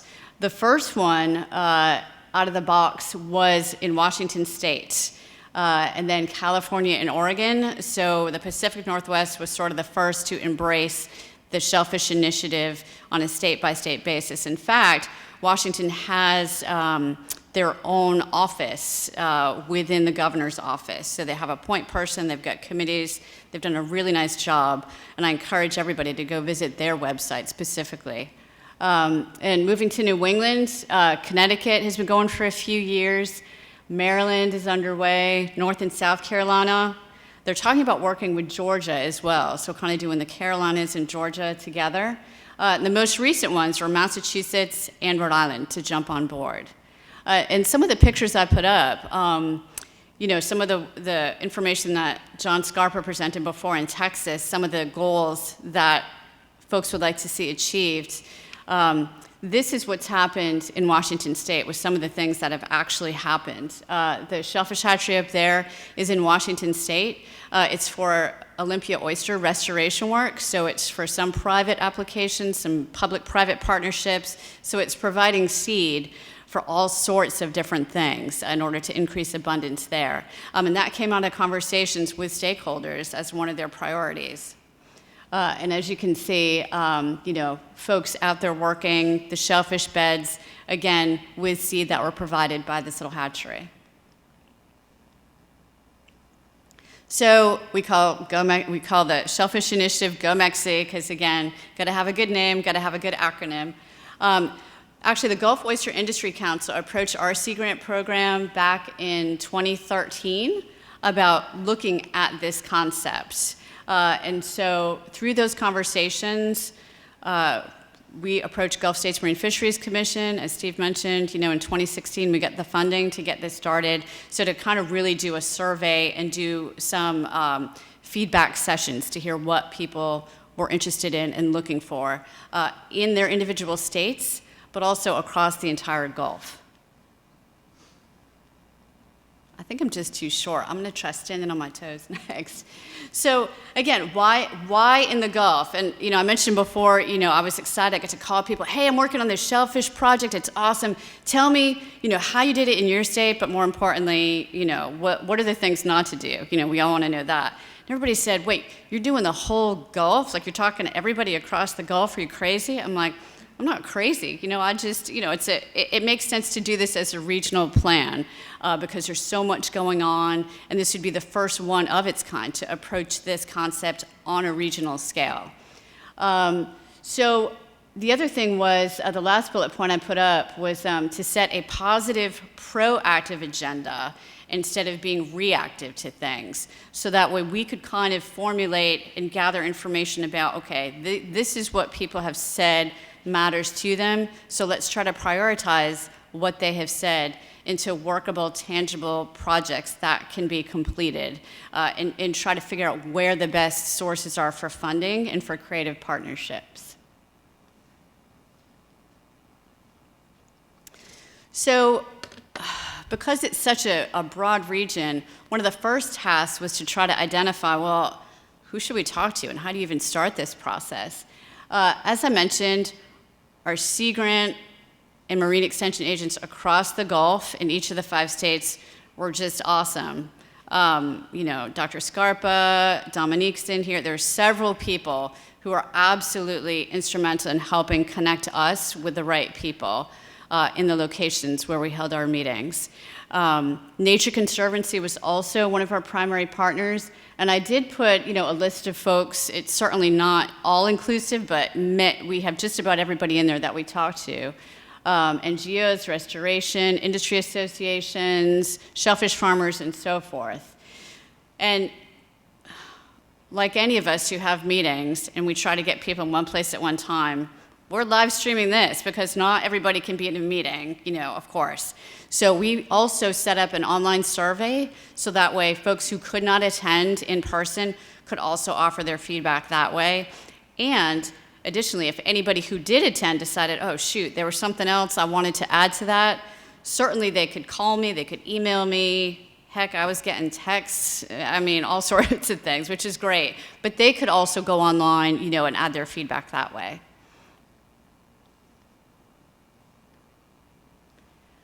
So this is I was calling it the Shellfish Road Tour from last year.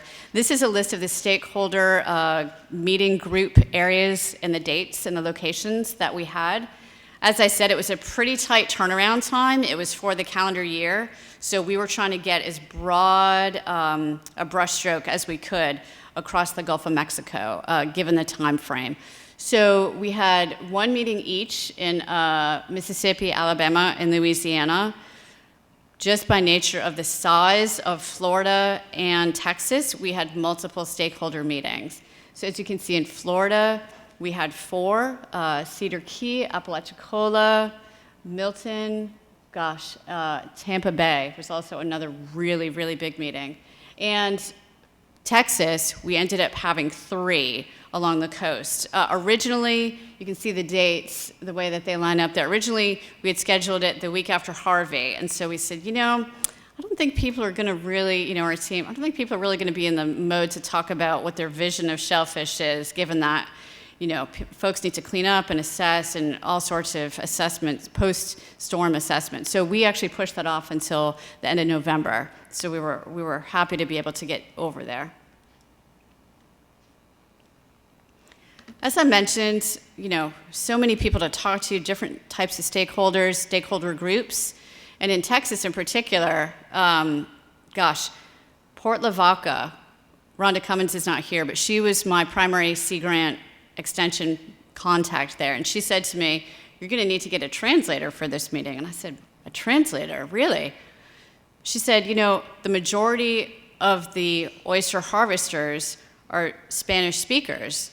So you're going to need somebody not only just to translate, but you're going to need someone who understands the science. So we were lucky enough to have one of the Texas Parks and Wildlife staff, Adriana, come and actually translate the entire meeting. And beforehand, she helped translate our fact sheet into Spanish and also our presentation as well.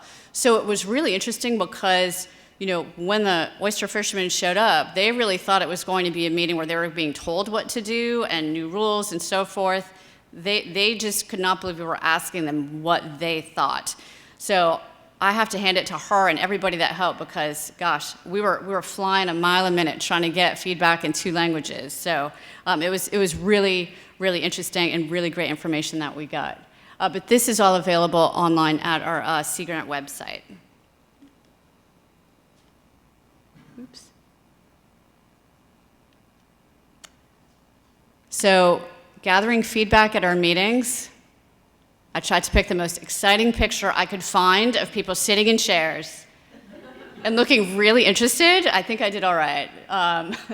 But for our feedback sessions, as I mentioned, we didn't get super specific, but we really wanted people to think outside the box as far as within their own state, but then also across a region. So we asked them 4 primary questions. The first one was, what is your vision for shellfish? Like whatever species you're working with and however you interact with it, what do you envision in the next year to 5 years? Excuse me, within your state and across the region. So that was the first question. The next question, as y'all can imagine, what is not going well and what are some threats to shellfish and how you interact with it?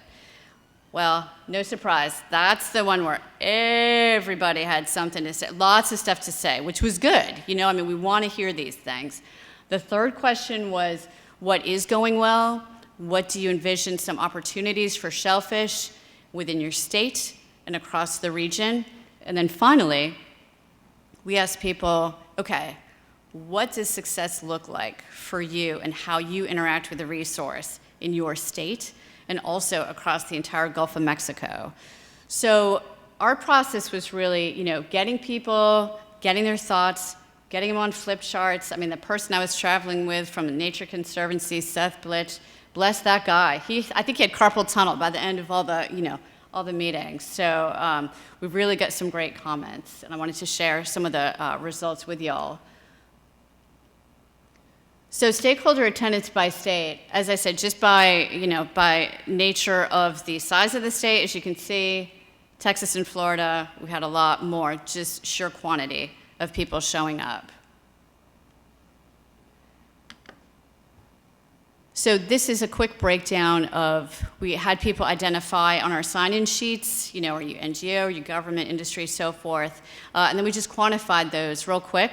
And you can see government and industry are the top two stakeholder groups that were represented in attendance. But we also had, you know, the NGO, education, nonprofit, and we had some, actually, in Texas, we had a couple chefs show up. In Louisiana, we also had one chef. And Florida, we had somebody email me their feedback, and also Alabama, Mississippi. So it was really neat to kind of hear, you know, I mean, obviously from, you know, the NGO side, the government side, the industry side, whether you're harvesting or growing shellfish, but also from the restaurant community, because they're the ones that are out there promoting the products and the shellfish that folks are harvesting or growing. So they gave us some really interesting perspective as well. So this is one way initially that we're visualizing things, and I kind of gathered the information together.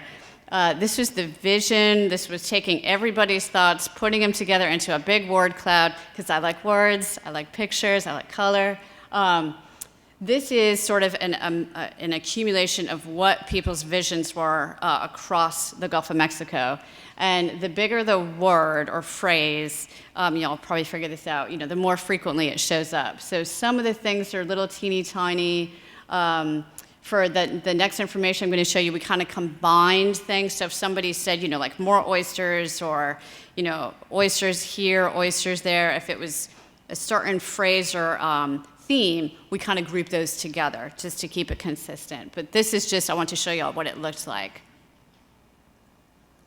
So overall, once we broke it down into frequency of when you would hear things or the types of things you would hear and group them into different sort of topic areas, most people across the Gulf, their vision for shellfish involved these things: more oysters, a sustainable fishery, restoration and aquaculture, and then the ecosystem services provided by shellfish, and then, not surprisingly, because it is a shellfish initiative, more shellfish.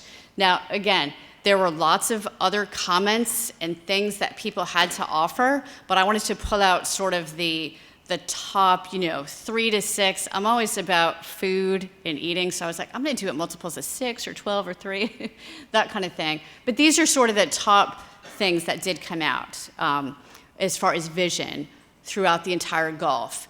I'm currently working on doing that state by state, so that's going to take a little bit longer, and that's going to be, you know, that will change depending on the species and each state, of course, because bay scallops are a big part of what goes on in Florida, obviously not so much in Alabama, and that type of thing. But this is what it looks like for across the region. So, what is not going well? As I mentioned, the thing that most everybody had to say, you know, what people had a lot to say about what's not going well. So I definitely had more than 6 up here. But these are some of the top things. Changes in salinity were a big thing. You know, we heard a lot about freshets and freshwater input and water quantity as far as changing salinity. So that's part of the changes in salinity. Regulation and enforcement, water quality, restoration, and again, that would be, you know, as far as permitting projects or different types of projects that could be done, Harmful algal blooms came up quite a bit. Aquaculture, there were some comments, and some of the user groups and stakeholder groups, they're still trying to figure out, for instance, like over in Florida and Waikala County, how to kind of operate together as far as, the harvesters, and also with the new shellfish farmers. There's certain specific area issues that still need to be resolved. So that's reflective of this. Some people felt there were too few oysters in their area, sedimentation, climate change. And again, some of these things could be combined as well, but I just really wanted to highlight some of the top things that we've heard so far. Luckily, what is going well? There are things going well. And these are some of the things that folks said that they felt were going well across the region. And the top one was aquaculture. People felt that was a great opportunity, not only from the commercial side as far as growing shellfish as a private business, as an opportunity for people, but also to help in restoration projects as well, to help, work hand in hand with that. Funding opportunities, a lot of people felt that there is a greater opportunity to plug into more types of funding for unique projects, like Julian and Lynn are doing at Alma Bryant. So all sorts of different things for funding, and people are happy about that. Oysters, the quality of oysters is going well. Some people thought, maybe it wasn't going well. Some people thought that it was. So it's good that there were enough people that thought that this was going well, that it came out. Industry's going well. The Shellfish Initiative, people were appreciative of even having stakeholder meetings. I can't tell you the value, I can't quantify it, but I had more people come up to me and tell me, you know what, thank you for asking what I think. And there's a huge value, in my opinion, about that going on. Are you standing already? Oh my gosh, I gotta move it on. All right. All right, engagement, restoration, regulations, education. Seriously, Steve, oh my gosh. No, it's not you, it's not you, it's me. Success. So as I just started talking about, working together, the states cooperating together, research projects that really involve industry, the Shellfish Initiative, people were happy we were having these feedback sessions, a thriving industry, and using local knowledge, really utilizing the people in the towns and their natural talents, and because they're the eyes and ears out every day interacting with the resource. So the survey, I put the link up here. If anybody has not done this or would like to, or you know somebody, please have them call me or visit our Sea Grant Gulf of Mexico Shellfish Initiative, Go Mexi page. And again, I know I'm not gonna have time to get through all the numbers, but you can see, I wanted to just highlight the very, very important section. People thought the very important things, conservation was way up there, commercial fisheries, and then restoration and aquaculture. Most pressing issues, top one, water quality, because if we don't have good water, we've got nothing. The next one was habitat degradation and resource management. So quick feedback, I know we're almost out of time here. As I said, there's value in FaceTime. There's value in listening to people. I think no matter what you do, no matter what your job is, a lot of time we start talking, and it's especially for somebody like me, you gotta listen, and people really appreciated that, and knowing who to call and who to talk to as well. And I put up this quote from one of our marine extension people over in Apalachicola, Eric Lovestrand. He said he wants to see complete membership in the brotherhood or sisterhood of the bivalve. And I said, we gotta make t-shirts with that on that, I love that. What's next? We're gathering all the data together, presenting it, writing up our reports, and hope to share it with the people that we met with in the stakeholder groups, and trying to identify what would be the initial things to implement from all the listening and all the gathering and prioritizing. What can we get done, and trying to figure out what's the best return on investment, and in addition to ROI, the ROR, return on relationships. What relationships can we maximize to get the most done, have the most positive impact on a broad basis throughout the Gulf? Call me, text me, email me. I'm happy to answer any questions. So thank you very much, y'all.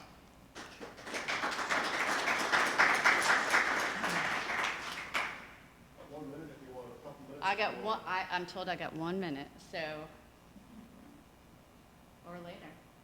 All right, awesome. Thank you, Steve. Thank you all.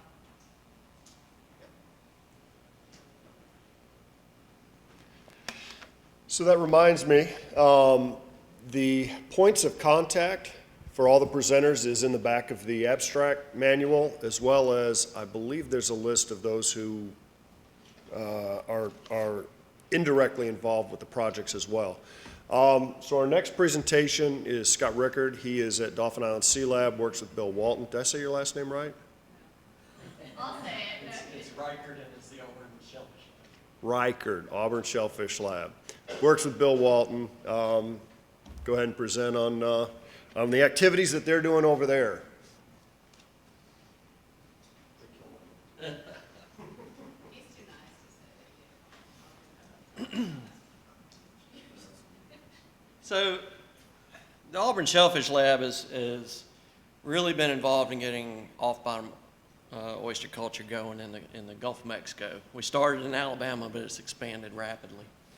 And when we first got started, we had to get the farm started before we get nurseries and hatcheries started. So Auburn has been one of the primary producers of seed for the industry as it's been growing. We're hoping to evolve out of that. But there is a need for a large amount of seed, and it's continuing to grow every year. So we got this grant with the commission to look at increasing oyster production in the Gulf of Mexico through adoption of high-density larval culture at our lab. Just a little background on the lab. It was established in 2003 to conduct practical research for the shellfish industry. So we do a whole variety of things. We work with aquaculture, obviously, but we work with restoration projects, human health concerns associated with shellfish, diseases of shellfish themselves. So we kind of cover the whole thing, but most of it is practically oriented problem-solving research for the industry. The lab is located on Dauphin Island, down here at the mouth of Mobile Bay. When the lab was first established, the underneath of the building, we set up a small-scale oyster hatchery. And that was primarily to produce oyster spat or oyster larvae for research and for restoration projects, and primarily for our research there. So a very small open-air system, just a few tanks. We could probably produce 10 to 15 million eyed larvae per batch with this system. In 2009, a guy came to Auburn named Bill Walton. Bill was supposed to be giving this talk, by the way, so if, I apologize if you were looking for a very dynamic Bill Walton talk. But he came to Auburn in 2009, and when he came, there was some fledgling interest in off-bottom aquaculture, and he brought some techniques to the coast. One of the primary problems with off-bottom aquaculture is fouling. So one of the initial projects we did was looking at culture gear that would be adaptable to our area that would also allow for controlling fouling in off-bottom aquaculture. So some of the initial research began in 2009, 10. 2012, we set up a training program to train folks how to aquaculture oysters. It was probably the first participants in that program are still farming with us today. But in 2012, we established a pre-permitted area in Portersville Bay that we could train people. We would give them some coursework on oyster biology and some of the background information. And then we would give them 10 to 20,000 oysters and a run of gear to try their hand at oyster farming before they decided to put the investment in. If they completed the program, then they could move into 2-acre plots on our area and start their farms. Well, it really took off from there.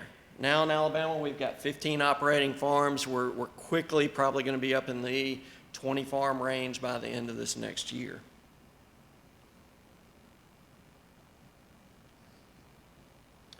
So in 2015, we were having to produce, we were producing a lot of seed.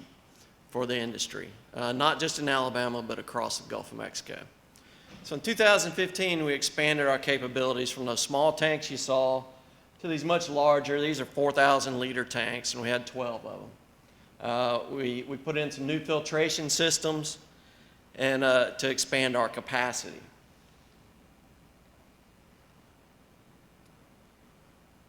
So the great thing about expanding capacity is you expect from 2014 to 15 numbers would go up. Well, they didn't.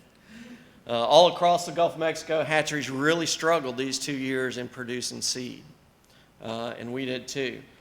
But what we found out, or what we think is happening, is one of the things we did is when we expanded, we really put a lot of emphasis on filtration. And we think we actually cleaned our water up too much, such that we created this pristine environment for bad bacteria to take over. So we felt like we corrected that situation in this last year. And last year we did a little over 180 million eyed larvae. And you'll see that translated in seed also. So last year we did 4 times as many seed as we've ever done before. We provided 42 million single seed oysters for the commercial industry. We also provided another 30 million eyed larvae to other hatcheries in Florida, South Carolina, Louisiana to make their own single seed for the industry. Some of the products we provide, these are oyster larvae. We can sieve them down and ship them in little packets, wrap them up in a wet paper towel, and we can ship them wherever they need to go to be set. We produce the larvae for ourselves to set, single seed.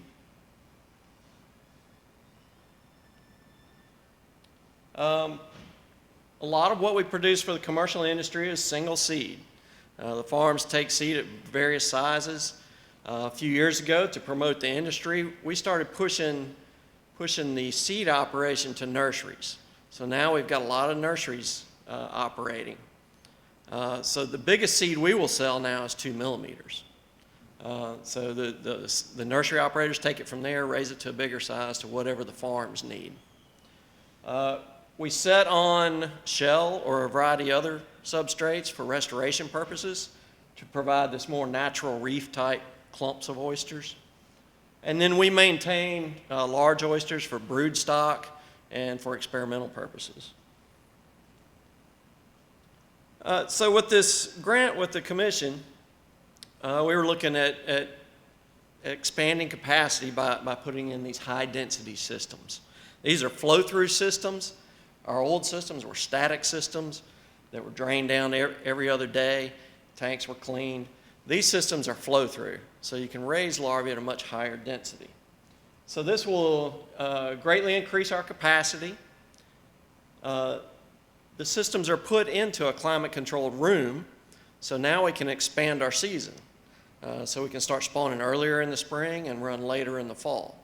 So not only do we have a larger volume we can do per spawn, we can also extend the season. And now we have 2 systems to work with. So when we're training commercial hatcheries, and we've got 2 folks now interested in the local area in commercial production, we can train them on 2 different systems. And it also expands our opportunity to provide products for research and restoration. One of the other objectives was to put in a continuous algae system. From the time we opened our doors and started raising oysters, we've always used an algal concentrate. You may have heard of it, shellfish diet from reed mariculture.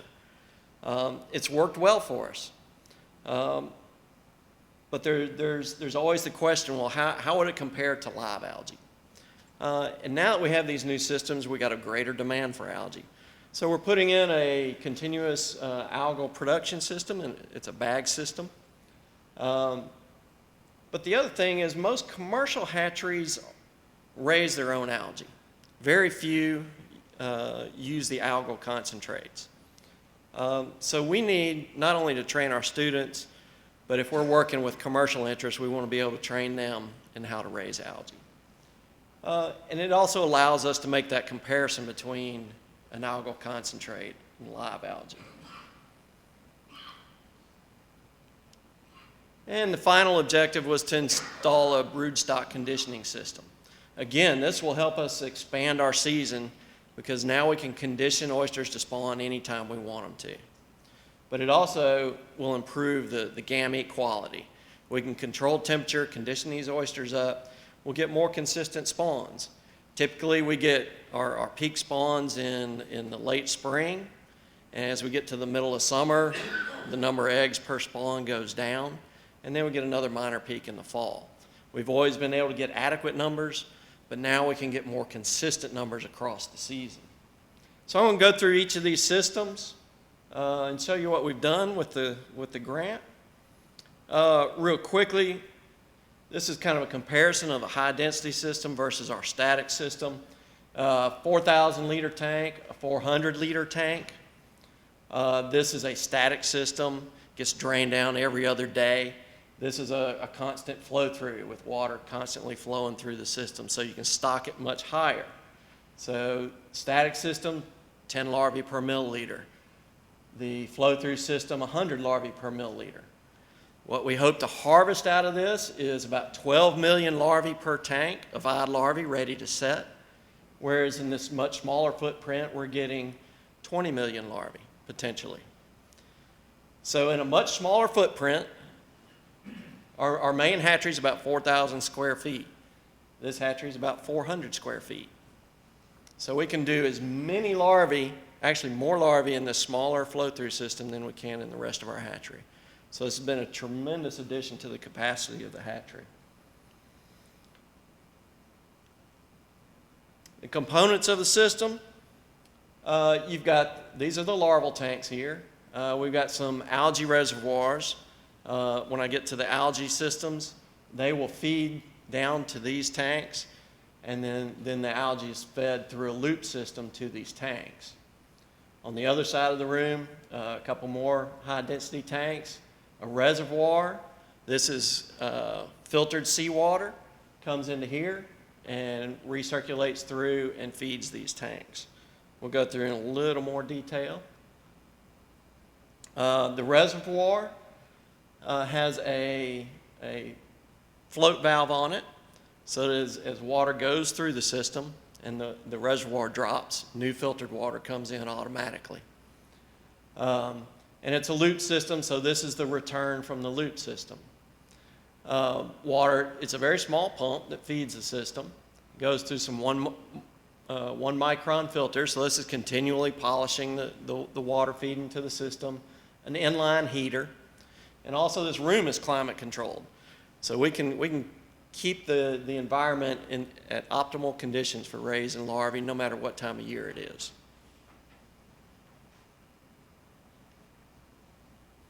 The tanks themselves, this is a banjo screen. It looks like a little piece of PVC pipe. It's got screens on both sides. So you've got a continuous flow of water in there and you don't want your larvae to leave. So the water goes through that banjo screen and exits out the tank. Should that screen clog, you've got an overflow here and a catch screen. The larvae will catch on that screen, and as soon as you notice it's overflowing, you can clean your screen and put the larvae back in the tank.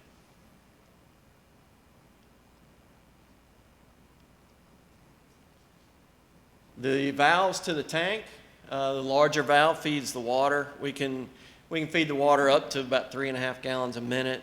Typically, early in the cycle, it's much slower flow. Later in the cycle, it's much higher flow. Generally, probably the maximum we would do is about 10 changeovers a day of water on those systems. The smaller valve here is the feed valve. That controls the flow of algae into the tank. As you got a whole bunch of oysters eating algae.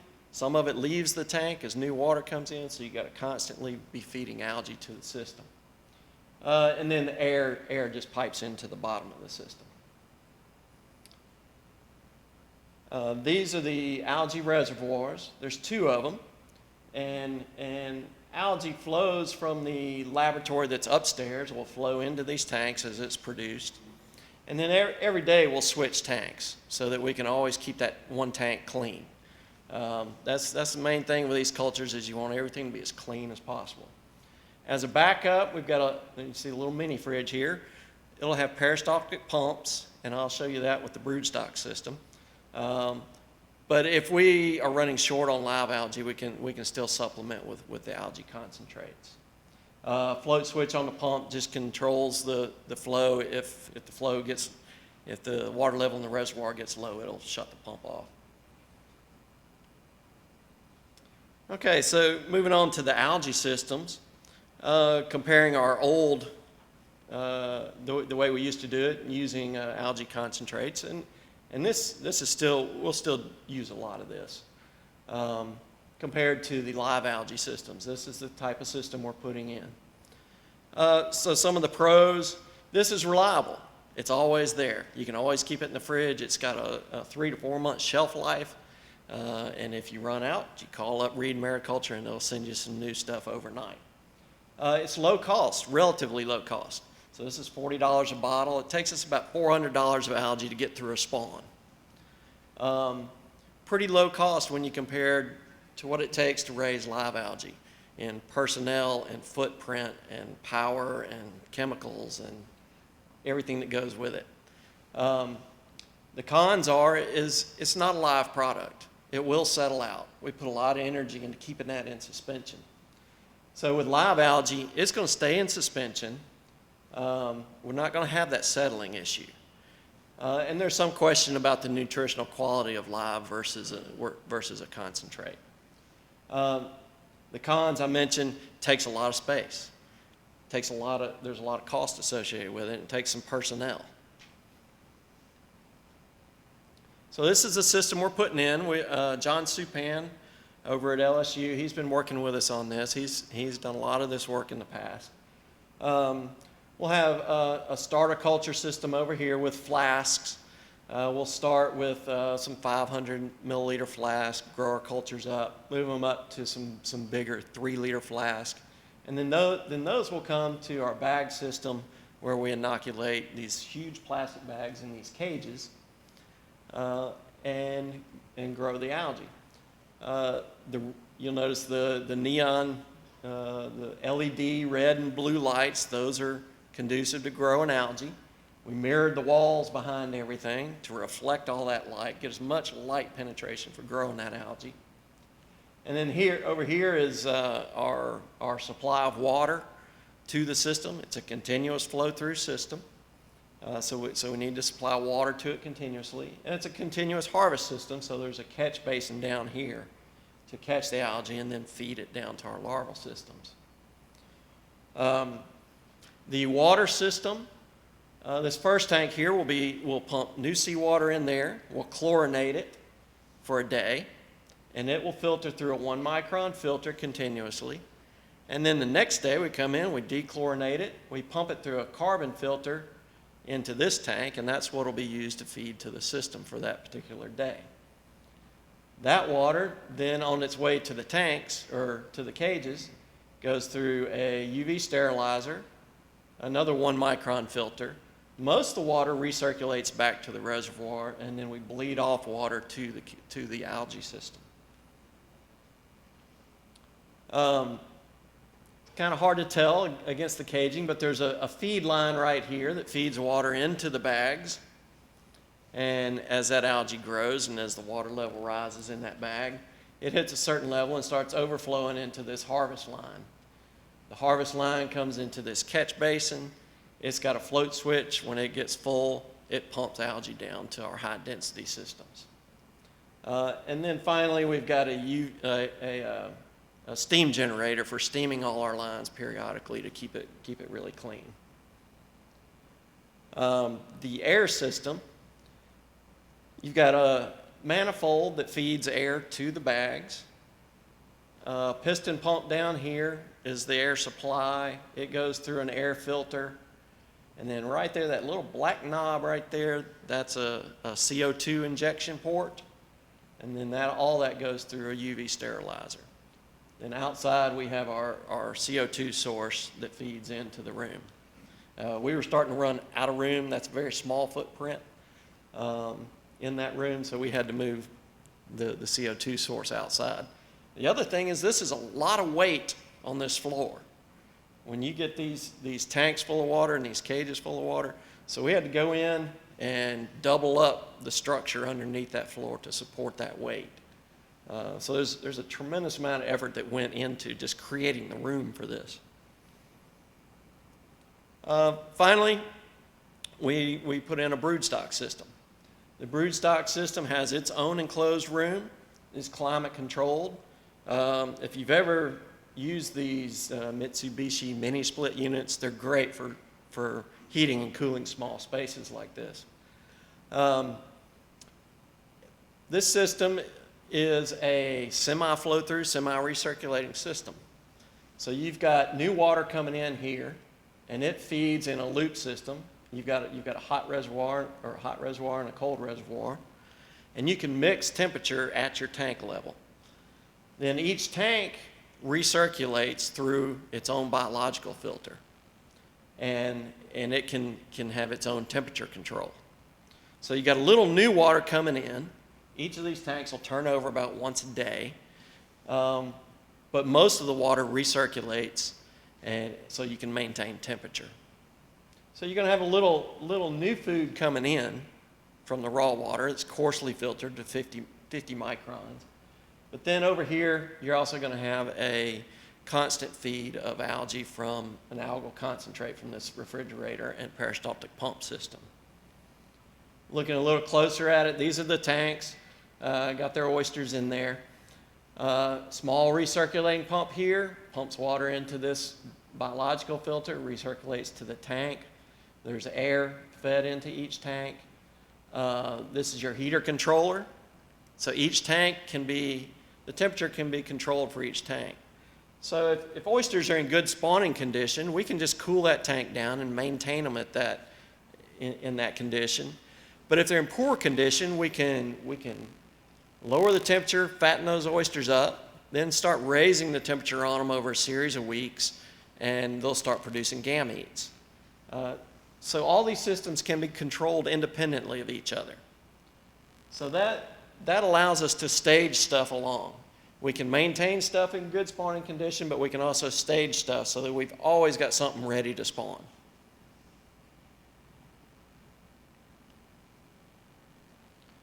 This is the new incoming water. These are our hot reservoir and our cold reservoir.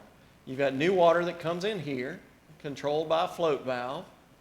Again, it's a loop system. So the hot water loops through an inline heater, goes to our tanks. A little bit of it goes into the tanks, but most of it recirculates back through to maintain that temperature. The cold tank, same thing. It recirculates through a chiller and goes to the tanks. So you can control the temperature of the incoming water to the tank also. But it's a very small amount of incoming water. You get a little natural food, but the majority of the food is going to come through a feed system. And this is one of the cooler parts of it all. You've got a little mini fridge. When you're using these algal concentrates, when you mix up the algae, you need to keep it cool until it's fed to the tanks. So we've got algae reservoirs in here. The lines go up to these peristaltic pumps that sit on top. And this is completely programmable. And these are very small units, but we tested them, and we can pump the length of our whole hatchery, which is about 80 feet, and it'll pump up about 20 feet. So I was amazed at how well these little systems work.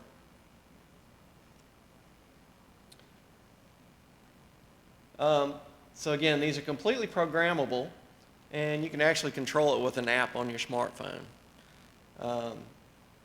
You can do up to 150 feedings every 24 hours. So you can space those feedings out so you maintain a certain cell density in that water for those broodstock. So this grant has allowed us to dramatically increase our production, more than double our production, provide live algae for the new systems, and give us the ability to do some more research on algal concentrates versus live algae, and it's really expanded our season by being able to condition oysters to spawn, but also to expand the season by having the high density systems indoors where we can climate control it. So if you got any questions, I'll be happy to answer them.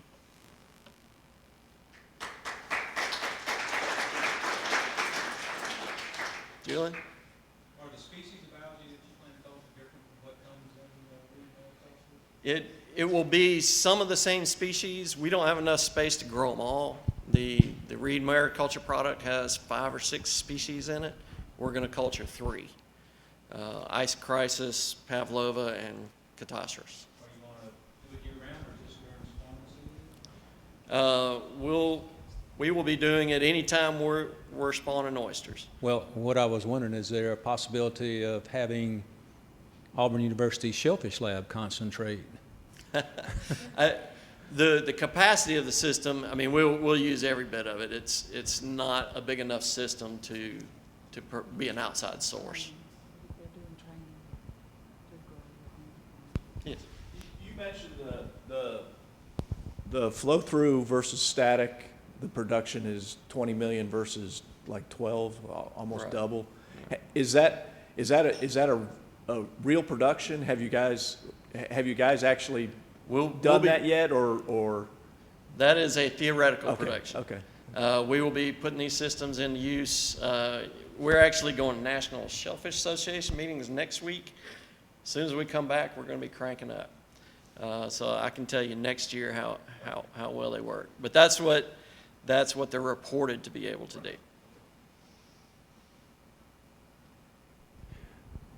He's not going to be able to, we still on? You're not going to be able to stay for the roundtable, so I think what we'll do is give you another couple of seconds if you want to, if anybody else has a question before he goes. I've still got a little bit of time. So. Okay. All right. Thank you.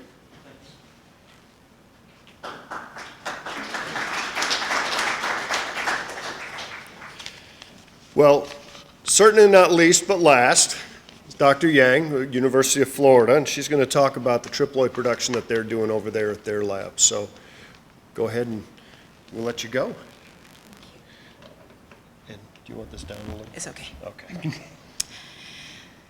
Good morning, and my name is Huiping Yang, and I'm from University of Florida.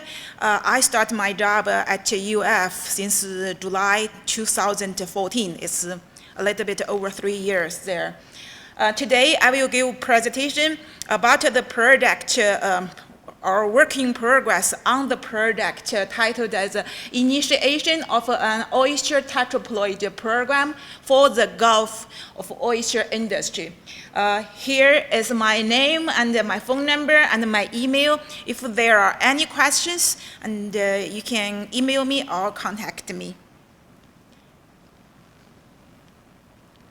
Okay, before my presentation, I really wanted to make my sincere acknowledgement to all of the contributors to this project. Firstly, I really want to thank the Gulf State Marine Fisheries Commission to support this project. This is very important for us and for the industry. And secondly, I want to thank the industry organizations for the Florida Shellfish Aquaculture Association and the Cedar Key Aquaculture Association for their support. Most importantly, I wanted to thank the industry collaborators. Without their help, this project for myself, I won't accomplish anything. These industry collaborators include the 3 hatcheries, Southern Cross and the Bay Shellfish, Clamtastic, and also have 5 grow-out farms. For all of the hatcheries, they provide their valuable hatchery space for me to do all of the experiment in their hatchery.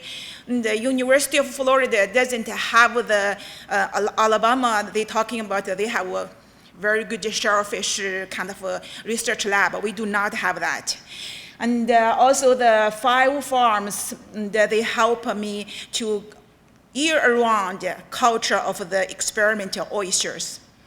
And lastly is I want to thank the my graduate students and the undergraduate students and the staff, all of them, because the spawning need really intense. So all of them, all of the students in my lab participated in this research. So talking about the oyster industry in Florida, traditionally Florida, the oyster industry relies on the fishery landing, especially for the Apalachicola Bay. But since 2012, and the fishery landing has been dramatically decreasing. For example, in the 2016, it's only 0.56 million pounds. That's only 10 to 20% of the traditional high. Accordingly, the aquaculture is growing rapidly. Based on the data from the Florida Department of Agriculture, the 2017, the registration data for all of the farms, over 400 acres was claimed. They said, oh, I will do the oyster aquaculture. Our clam and oyster aquaculture is over 400 acres. Different from other states, for Alabama, Texas, or from Mississippi, and Florida is so different. The shellfish industry is huge. We already have like over 300 farms and have fully established infrastructure for the shellfish farming. This is benefit from the ongoing hard clam aquaculture since 1990s. So we have hatcheries, commercial hatcheries, we have the nurseries, and the grow out and the farms. So for all of the oyster aquaculture, triploid oysters are preferred by the industry. Why? And probably we all know about that. Because firstly, the triploid, they can grow fast. In Florida, based on, I talked with the industry right now, they are culturing. In Florida, it was need about, sometimes one farmer in CDK told me need 6 months. And generally need 8 months for them to culture the triploid and reaching the market size. And secondly is because the triploid have a better meat quality, especially during the hot summer or in the late of June when the diploid, they are spawning out and the meat is transparent, but for the triploid, because of their sterilization, the meat's quality is still good. And lastly, there's for triploid, because of the sterilization, probably they do not have any environmental pressure to the natural wild diploid populations, which naturally, I knew that's some fishery community have a kind of resistance or for the aquaculture. So if you are culture the triploid, that doesn't have that pressure for the natural diploid populations. So how can you produce the triploid seed? I knew that's, for there's initiation talking about water quality is the priority, but in Florida, for almost all of the annual industry associate meeting, and then seed is always the #1 priority for the industries, the triploid, especially for oyster, triploid seed. So if we need to produce more triploid seed, we need a tetraploid. So because of tetraploids can cross with the normal diploid, they have 2 sets of chromosomes, and then the tetraploid have 4. When you cross them, and then 100% of triploid seed. This technology actually has been applied for several oyster species in United States along the west coast for Pacific oyster, in Washington and Oregon, and also in the East Coast for Virginia and New Jersey. But and worldwide, actually in Australia, France, China, that's already in use. For in our Gulf region, the tetraploid situation is all of the tetraploid broodstock is available from LSU. Is owned by a private company. I believe Scott knows better than because they are using their tetraploid stock. So with the industry, oyster industry growing so fast, and more tetraploid is needed, and also that's the there's involved a patent, and in 2015, the patent for the technology itself is already expired. That's what this product coming in. And for how we want to build up one oyster tetraploid program for the Florida or for the Gulf industry. To build up an oyster tetraploid program, we need several steps. It's not like overnight, that's for sure. And the first step, we wanted to get the chemically induced triploid production by normal diploid cross normal diploid and manipulate with the meiosis process. I do not want to go to details for that. And then second step, you want to use the chemically induced triploid and produce the tetraploid founders. And after the second step, you got the founders, you want to expand the number of the tetraploid, expand it into a breeding stock with different genetic backgrounds. That's for the step 3. And then finally, you can build up the tetraploid breeding population originated from different geography populations, different genetic backgrounds, and maintain that.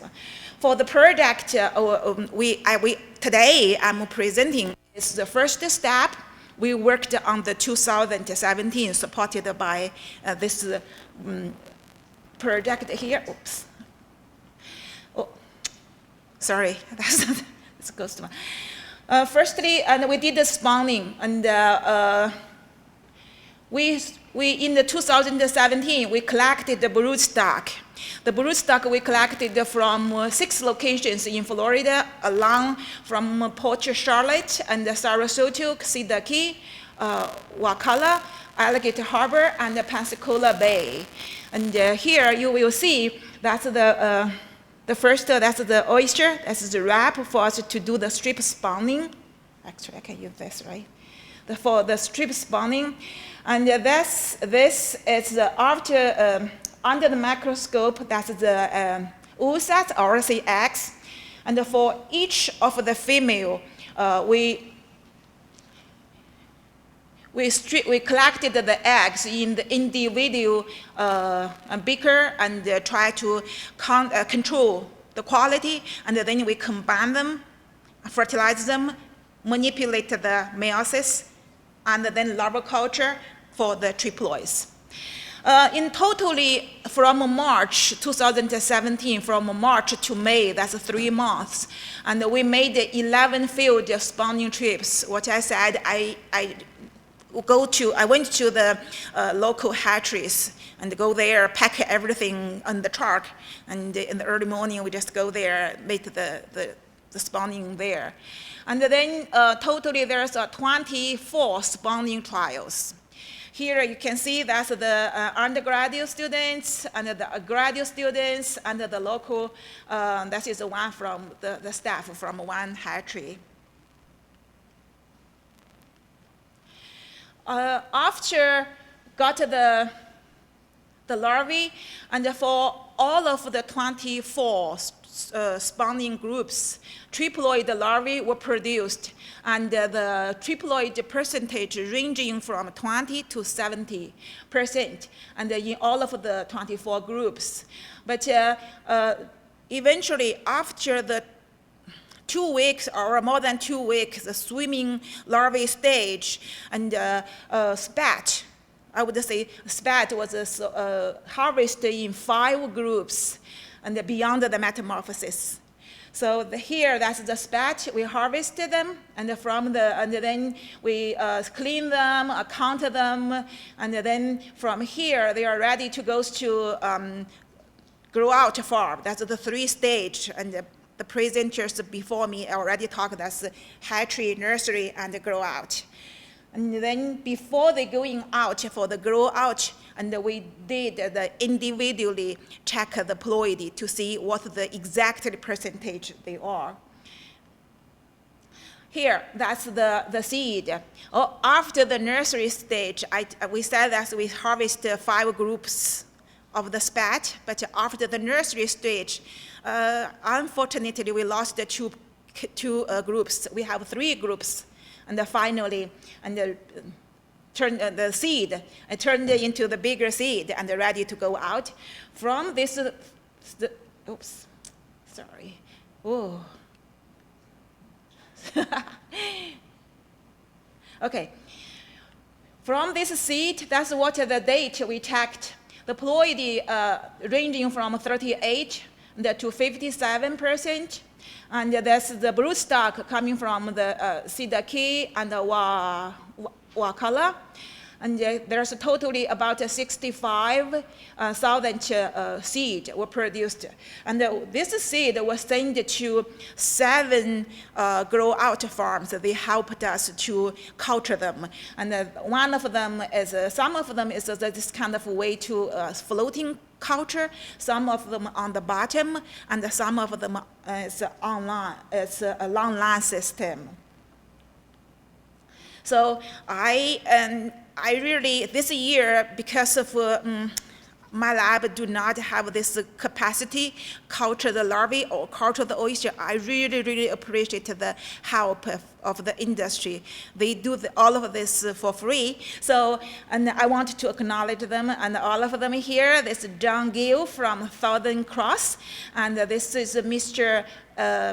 Heath Davis from Cedar Key Sea Farms.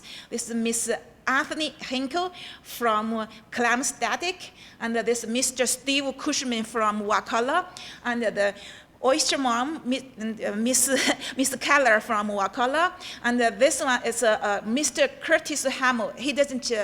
We do not have his picture because he has said he doesn't want us to take any pictures. But I got one picture from his website. It's representing, and also of course that's the oyster from Pensacola, Mr. Don Micahon from Pensacola Oyster Company. There's many others. They show their interest and help us. They said, hey, your work is so important. We need that. That's really helped me a lot. That's the energy there.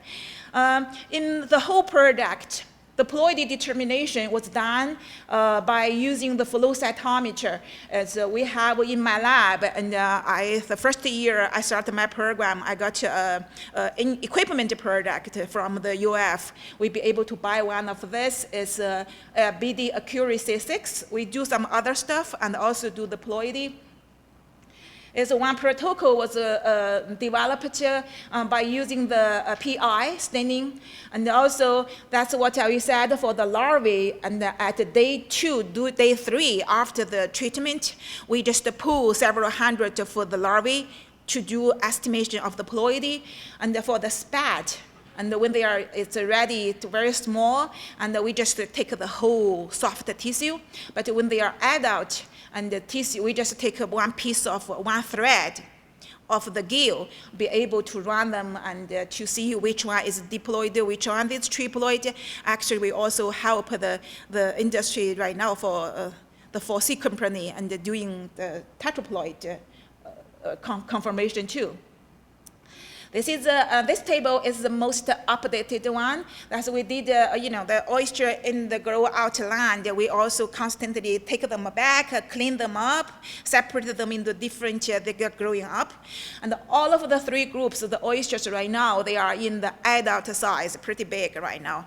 And these 3 groups, the number is decreased. We cut off some of them because it's too many to handle, and we cannot handle that many. We cut off some, and totally there's 38,000 oysters available and adult size, and the percentage of the triploid, and from group to group, they are increasing. It's from 54 to 76, and all of them culture. This is the location, that means where they are. And this, see, this is we cleaned up on, I believe it's November 8th. That's the one we did the cleaning, and that's from this group, the one group. That is the oysters. How they look like. So we tumble them and pick up the big ones and clean them out, and we tag them very well. And the thing I learned this year is because when we work together with the industry, we want to be tracking the cages, tracking the numbers really very well.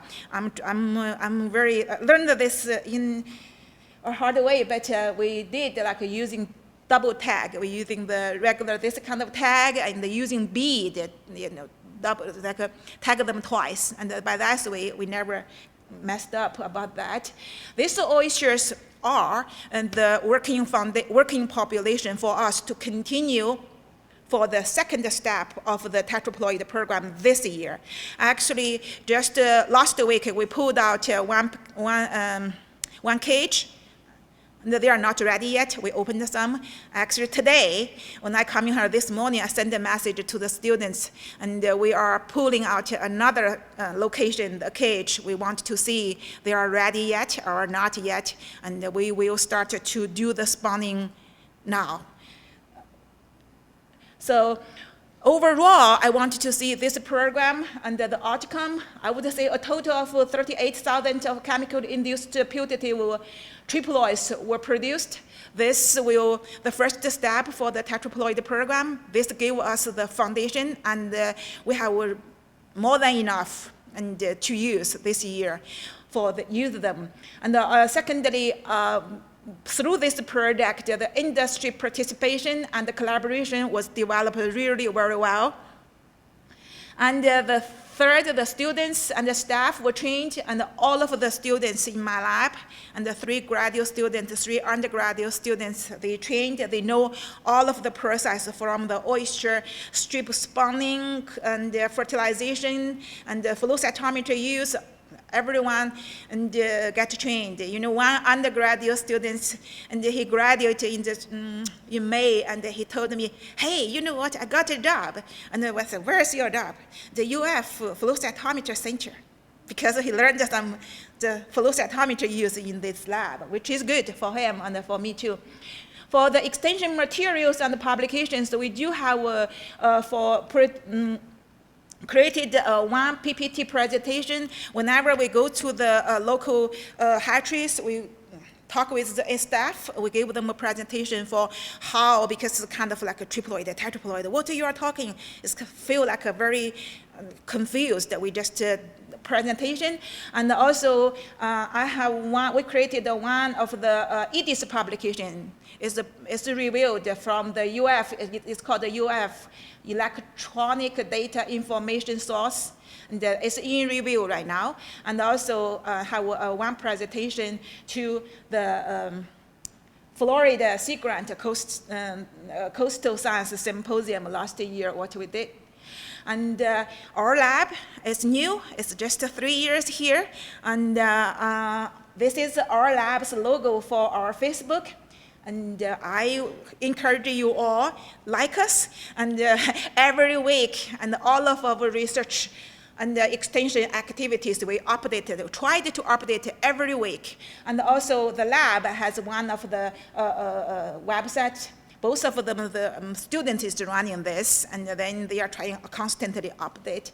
So from here, thank you so much. And I'm wishing like next year when I'm coming back, and we will see how our this year's spawning go, if we can get the tetraploid founders or not. Thank you. Yeah, have questions? Let's save questions for the roundtable, if that's okay with you. And we're going to take 5 minutes. If you just stay close, don't end up in the lobby if you can help it. We're going to switch the tables around so everybody can come back up and do a little Q&A before we wrap up.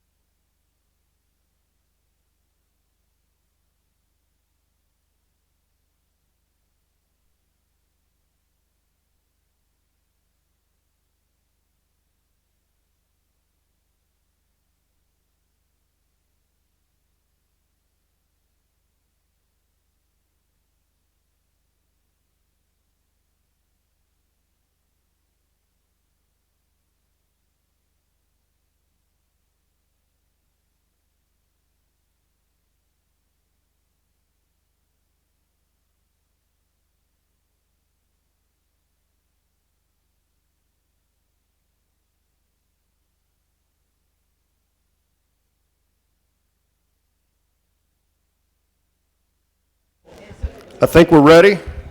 If I could have the presenters who are still with us to come up for just a few minutes. I don't know how much Q&A we're going to end up with, but give everybody an opportunity, and I'd like to ask a few questions of the group as a whole, since we have so many different disciplines represented here at once. Lost a couple of our presenters. Scott did have to leave. Yeah, 5 minutes. It's 4. Give him another 30 seconds. I'm going to look outside. See if I can carry this with me, Joe.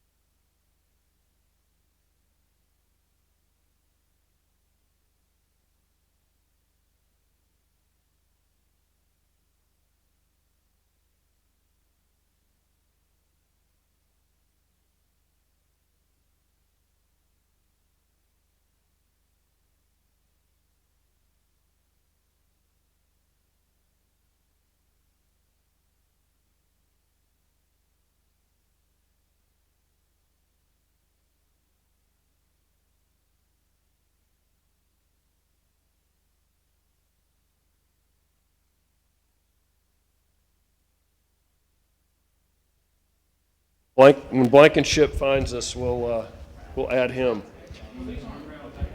No, they're not round tables, they're long tables. And this is the brotherhood and sisterhood of the bivalve. Yes. Yes. John Supan had one too. I forget what it was called. The Knights of the Pearlized Shell or something for his oyster guys. I don't know.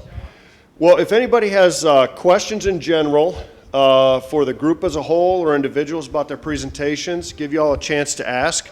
As soon as Chris gets back, we'll have him join us. And if y'all could, we're going to use the microphone in the audience and the microphone at the table. Just pass that around. We are broadcasting this. You're on YouTube. Say hi, everybody.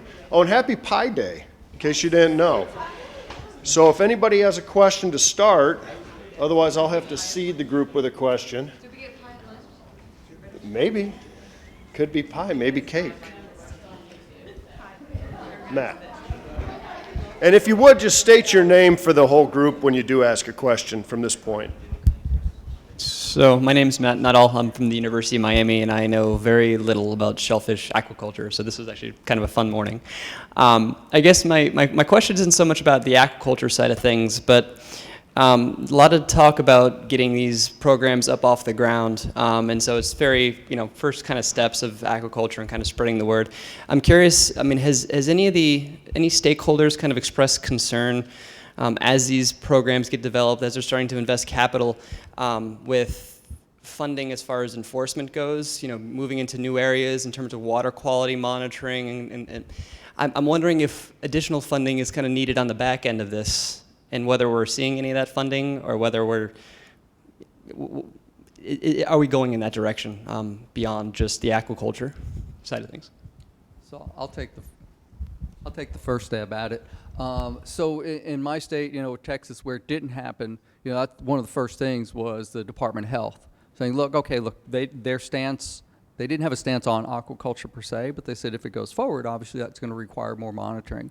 And, they were like, and if that's what we need to do, we will do. And that's for us, of course, where the legislature has to come in and say, okay, if we're going to expand this, we need those more personnel in the state to be able to do that. Same thing for Texas Parks and Wildlife and law enforcement saying, well, when things come ashore, who's going to be looking at that material? So yeah, when you go out and do the education that we did originally in Florida back in the early 90s, the state already was invested. Their motto was aquaculture is agriculture. It was in the best interest of the state. So they were already planning a little bit of that. And most of the material in Florida is high density lease sites. They're not just willy-nilly anywhere. They're specific areas, so it makes enforcement easier. And of course, the monitoring was kind of in place already because the fishery is nearby. So those conditionally approved waters were all there.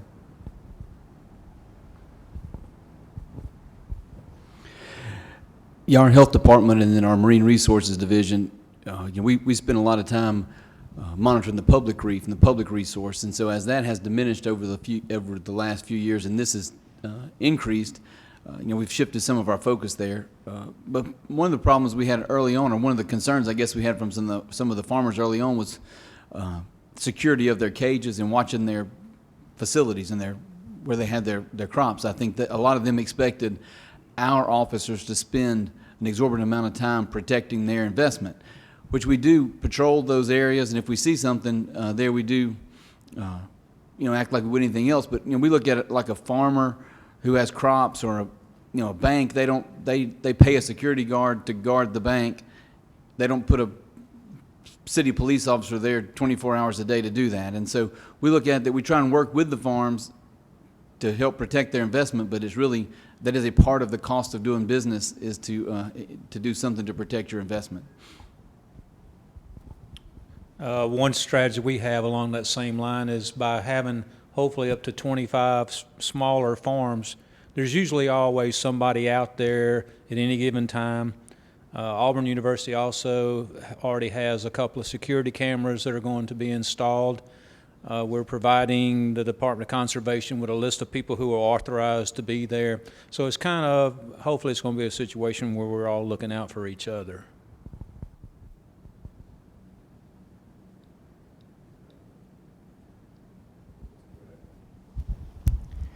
Hey, good morning. Chad Hansen with the Pew Charitable Trust. Some of you may be confused looking at me in an oyster meeting, because most people I know in this room see me at the Gulf Council type meetings and fishery meetings. But Pew's main objective is looking for ecosystem approach based on science, a science-based approach to fisheries, natural resource management type. And so my broad question is kind of a softball maybe, but just to get the ball rolling. What is the role of the oyster aquaculture in the ecosystem and the restoration and the health of the overall oyster population in general? What's the role, long-term goals to be able to advance and reverse the decline in oysters and the fishery itself? So that's maybe part one. Part two is, are you seeing, I've heard some references to people getting into the business coming from live harvesters. I don't know if that's the case up and down. So maybe, Beth, this is more for you who've had that broader perspective, but who's coming into the oyster farming? I know I live in the Wakulla County area, and I know a lot of folks that aren't typically the oyster harvesters are getting into the farming business. So I'm kind of wondering what's that looking like, and what are those conflicts and stuff like that going on? So role in ecosystem and restoration and recovery of oysters, maybe including the shell recycling programs with the aquaculture, and then who's coming into the business? Thank you. Man, that's a lot. You're going to have to remind me, and I've been dying to use this microphone, so thank you for asking me to start. We see, I'm going to speak from Alabama, but just also broadly across the region of the Gulf, we see all sorts of people get into the business. I mean, yes, there's traditional fishermen that get into the business, but also from other fisheries, like shrimp fishermen have come over. We have lawyers, we have biostatisticians. I mean, we have all sorts of people, so it's not just people who are fishermen who are becoming oyster farmers. So it's a really broad cross-section. The other part of what you asked, Chad, as far as what positive contribution can oyster farming have? I mean, there's so many. I mean, I'm not even going to go off on a tangent on that, but I think specifically from my perspective, recently, going around and talking with everybody about the Shellfish Initiative, we're really looking at it as a way to have public-private types of partnerships. So, for instance, one of the things that came up in several states was working with, somebody like the Nature Conservancy or other groups to have the farmers provide possibly a section of their farms that just would have diploids, even if they were growing triploids, have a designated section, almost like a mini spawning sanctuary, if you will, or a little, mini reef to help contribute larvae to the overall ecosystem and, hopefully contribute to the overall abundance increase. Because, that's biomass sitting out there, so they could contribute in that way. And what was the last part of your question? You had 3 things. The inclusion of the shell recycling in the aquaculture, so recovering the shells. Got it. Okay. And putting them back into the system. Is Yep. that efforts going on in that regard? Yes. Throughout the Gulf, there's different pockets of shell recycling going on. I happen to be fortunate enough to help, and I know also the commissioner was also involved with that. In Alabama, we had an oyster shell recycling program start up that was actually modeled after CRCL in Louisiana, and also in Texas as well. I know John can probably mention that as well. So there's definitely efforts going on throughout the Gulf. It's a new concept. There's a lot of logistics involved, and you got to have a point person and so forth. But overall, as a concept, people are embracing it. And I think increasing the understanding of ecosystem services that shellfish provide, one of the things you have to do is to put the shell back in order to help continue the positive increase in overall biomass. So that's my 2 cents. I'll hand it off to whoever would like to. Commissioner? No? Good? John? I got it. I guess, okay. Julian, you want to go? Afterwards, all right. So as Beth has already mentioned, in Texas there already is shell recycling through the Texas Restaurant Association. It was started as a conservation beforehand, since we don't have the culture yet. So they're already in that mindset of saying, yeah, if things coming in, we know it needs to go back out. The processors, it's up to a point of how much goes back, and that's where it is. It still would need to be developed. We look at it as saying, yeah, if there's a cultured oyster, why shouldn't part of that shell come back? Because of course some of it is lost to out-of-state sales, so you can't do it all. Primarily though, we look at a lot of the systems, the gear themselves, as many ecosystems. So almost anywhere, right, when you put in structure, you gather fish, you gather other areas. And that's where the Coastal Conservation Association, they were like, actually the recreational fishermen won't probably mind it as much as long as they can still fish it. And that's what we say, well, you fish a perimeter. In Florida, you're allowed to pass over a clam lease. You can fish on a clam lease, you're just not supposed to anchor on a clam lease, right? That's their designation. So the recreational fisherman's supposed to know that this is a clam lease, it's marked. So we're looking at it as is in that area of sustainability. How do you marry all these things together so that it does work better? The main part for us is looking at it as another source of food item. That is, our fishery is, with the ups and downs, really can't handle the population and the demand increase in demand overall for seafood.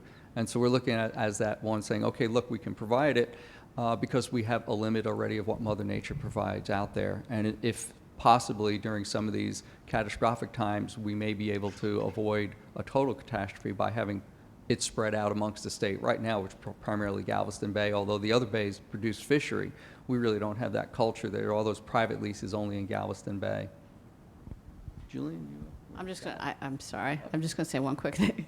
The link between the restaurants, the chefs, the customers, and the farmers is just so critical. I just want to make that point because people are out there, asking for murder points or asking for bonus points, asking for specific names. And the oyster farmers are already out there, like preaching about how awesome oysters are, so that kind of helps close the loop. People can feel good. A, they feel awesome when they eat an oyster anyway, but B, they can feel even better about knowing that what they're doing is helping to go back to recycle shell. And so it works positively for the customer, for the restaurants, and also for the farmer to be like, hey, look, this awesome chef and restaurant, look at what they got going on. So it's a positive feedback loop. So sorry to hijack the mic, Julian. Thanks. Just to follow up, Beth covered it very well, but one thing that I am excited about the oyster aquaculture industry is the diversity in the people that get in the business. We have a doctor in Alabama that has a farm, a lawyer.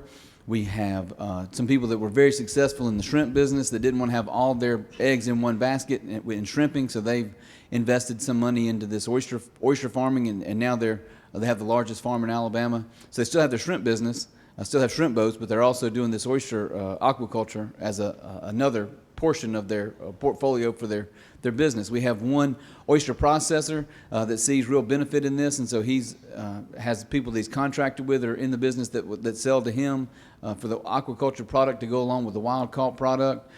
We have people that are were oyster harvesters that now have started some of these businesses. So it's been very, very diverse. You know, as more people hear about it, and like Dr. Walton spoke, I think, at the Lions Club or the Kiwanis Club about the work that was going on, and there was an attorney there that's in the Lions Club, and thought it would be a pretty cool thing to start on the side. And I think he's now spending about as much time or more time on his oyster farm than he does practicing law. So it's been very good to see the people from different walks of life that have embraced this and want to be a part of the starting these businesses. That's also the reason why we are trying to devote half our time to producing restoration oysters and the other half of the half shell. You know, this is our home. We want the waters to be productive and have healthy ecosystems, and bringing back the natural oyster reefs is a vital part of it.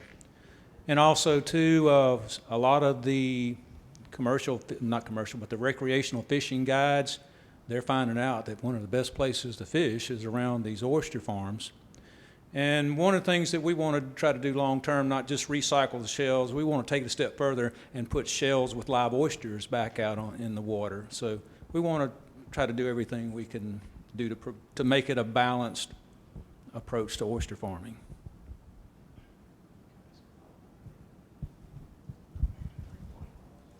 Just one question. I've been advised not to make it a 3-point question. So it may be a little more delicate question. Or in my area, Wakulla, like I mentioned, I've got a personal interest and a professional interest, and I know there's been some conflict on the water with the farming, with the live harvesters and other industries like crabbers, and where they're setting their lines and their cages and whatnot. And I don't know if that's just like a localized problem, but I imagine it's probably not. So, like, what's the on the water conflict or the reception from live harvesters and other fisheries with aquaculture? Are we getting to a place where we're getting that smoothed over and we're putting people in, you know, like sorting it all out, or is there still growing conflicts where you might have the law enforcement issues that was raised earlier, that kind of thing?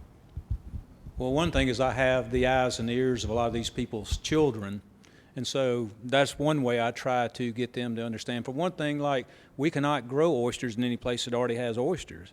So, I mean, we're not taking away any potential oyster harvesting area from them. We're just trying to give them some viable alternatives.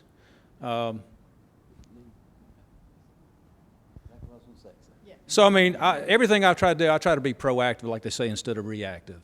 Because I get fielded with questions all the time about potential conflicts. So that's one of the other reasons why we're trying to do restoration too, is to point out to them, we're not just growing oysters. You know, Bill is quick to point out about that, you know, it's a totally different market, the half-shell market, versus the ones that go to the shucking houses. But also too, we want to show them that we're just as concerned about them being able to continue their livelihood as an oyster tonger. And so we're channeling a lot of our efforts into trying to restore that as well. Yeah, I mean, echoing what Julian said, you know, and the commissioner said, it's a different experience whether you have a tongued oyster from the consumer side or a farmed oyster. And we try to really be ambassadors to tell people, to tell everyone, there are benefits to, you know, harvesting oysters, there are benefits to culturing oysters and farming them and raising them. One of the main themes from my Shellfish Initiative work that I noticed, one of the top things was about water quality. You know, at the end of the day, you know, when people sit down and realize, hey, you know what, we all want good water quality and we all want more oysters. You know, there's just different ways to kind of get there.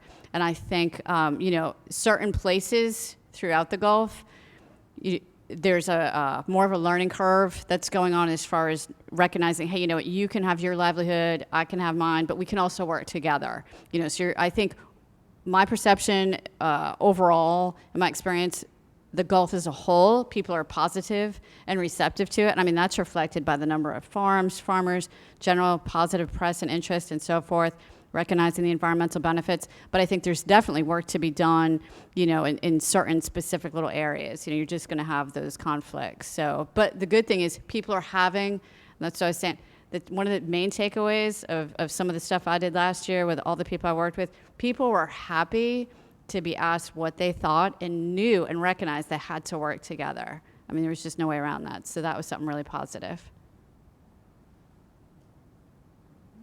All right, thanks. Nobody else wants the mic? Come on. Any other questions?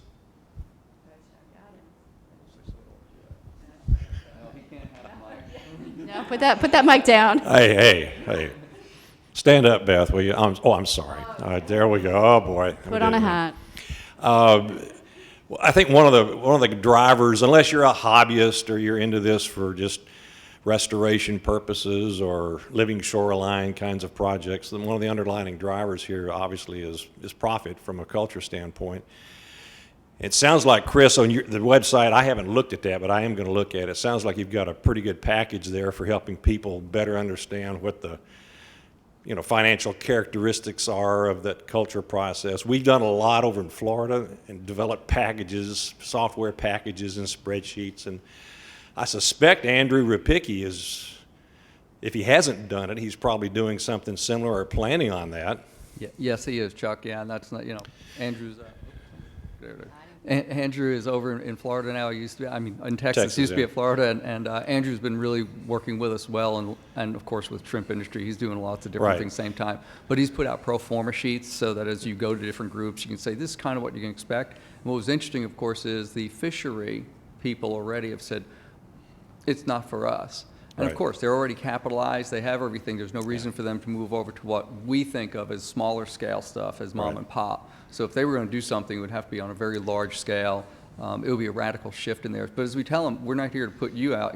We're here as an alternate. It is a different area. Yeah. But Andrew is working on it. And I don't know what Louisiana's done, if John Supan had developed anything prior, if Rex Caffey is doing something now. I guess my point is there's a lot of material out there to help people in that decision-making process regarding a business, looking at it from a feasibility perspective. And there's no need to reinvent the wheel. I think what we can do is maybe get the commission to host a spot where we can bring some of that stuff and people can avail themselves to it if they want. I think there's some good packages out there that people can use. I suspect people in Florida might find the package that Chris talked about earlier today better than what we've done, but to have it all under one spot that people can use to help make that important decision with whether to invest or not. So, just a thought. I was going to say one final thing about especially Bill Walton's training class. It's one thing to read about getting out in the water. It's another thing to be out in the water, especially in January. So it's always best for them to experience firsthand what they're getting into and then make that decision if it's suited for them. Some people find out, what do you mean there's stingrays and bull sharks out here? You didn't tell me that. So it's good to know all the different ramifications. And like I said, I think the hands-on experience, there's no substitute for it. You need to do that at some point along the way. All right, so as moderator, I'm going to take the last question if I can. Dr. Yang, I guess this is going to be kind of for you. Are we through the bottleneck for seed production yet in the Gulf? Are we getting close to hatchery production levels to where we can actually sustain some sort of an industry in the future? I would say right now that's why this project is on tetraploid availability right now. So far all of the triploid production is Auburn provided the whole industry, the whole seed product in Florida, and the Southern Cross, and there's probably another hatchery. They signed some contract with the LSU and the 4C company to pay. They are trying to produce triploid too. That's the only, as I know, that's the only 3 hatcheries, and which are providing the triploid seed for the whole industry. And also sometimes for the hatcheries, sometimes they want it to be patent-free tetraploids. That's the one. And also more tetraploids would be help for the hatcheries. In Florida, there's 9 hatcheries, but some of them probably just produce seed for their own use. Some of them, they wanted to step in this market. I know this just talked with Portia. She said that several people continuously ask her, hey, when the tetraploid will be available? I would say that it's not an overnight thing. We have to have kind of the first year successful, I think, and then I really want to dedicate my time and the students' time and for the second year, which is happening this March, April, and May. If we can get the founders, that's a very good sign, and looking forward to the year after.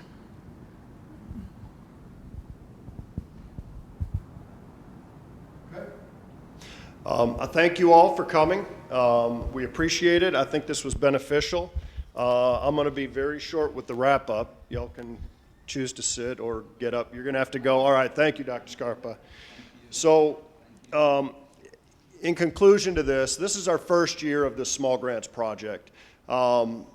We were able to fund 6 projects, and we have just started the second year of projects. There are 7 this year, and they range everything from the Wakulla Community College. It's an outreach program, essentially, training students. They're going to have an on-site farm project to be able to get college-level students essentially trained in aquaculture, similar to what they're doing at Alma Bryant with the high schoolers.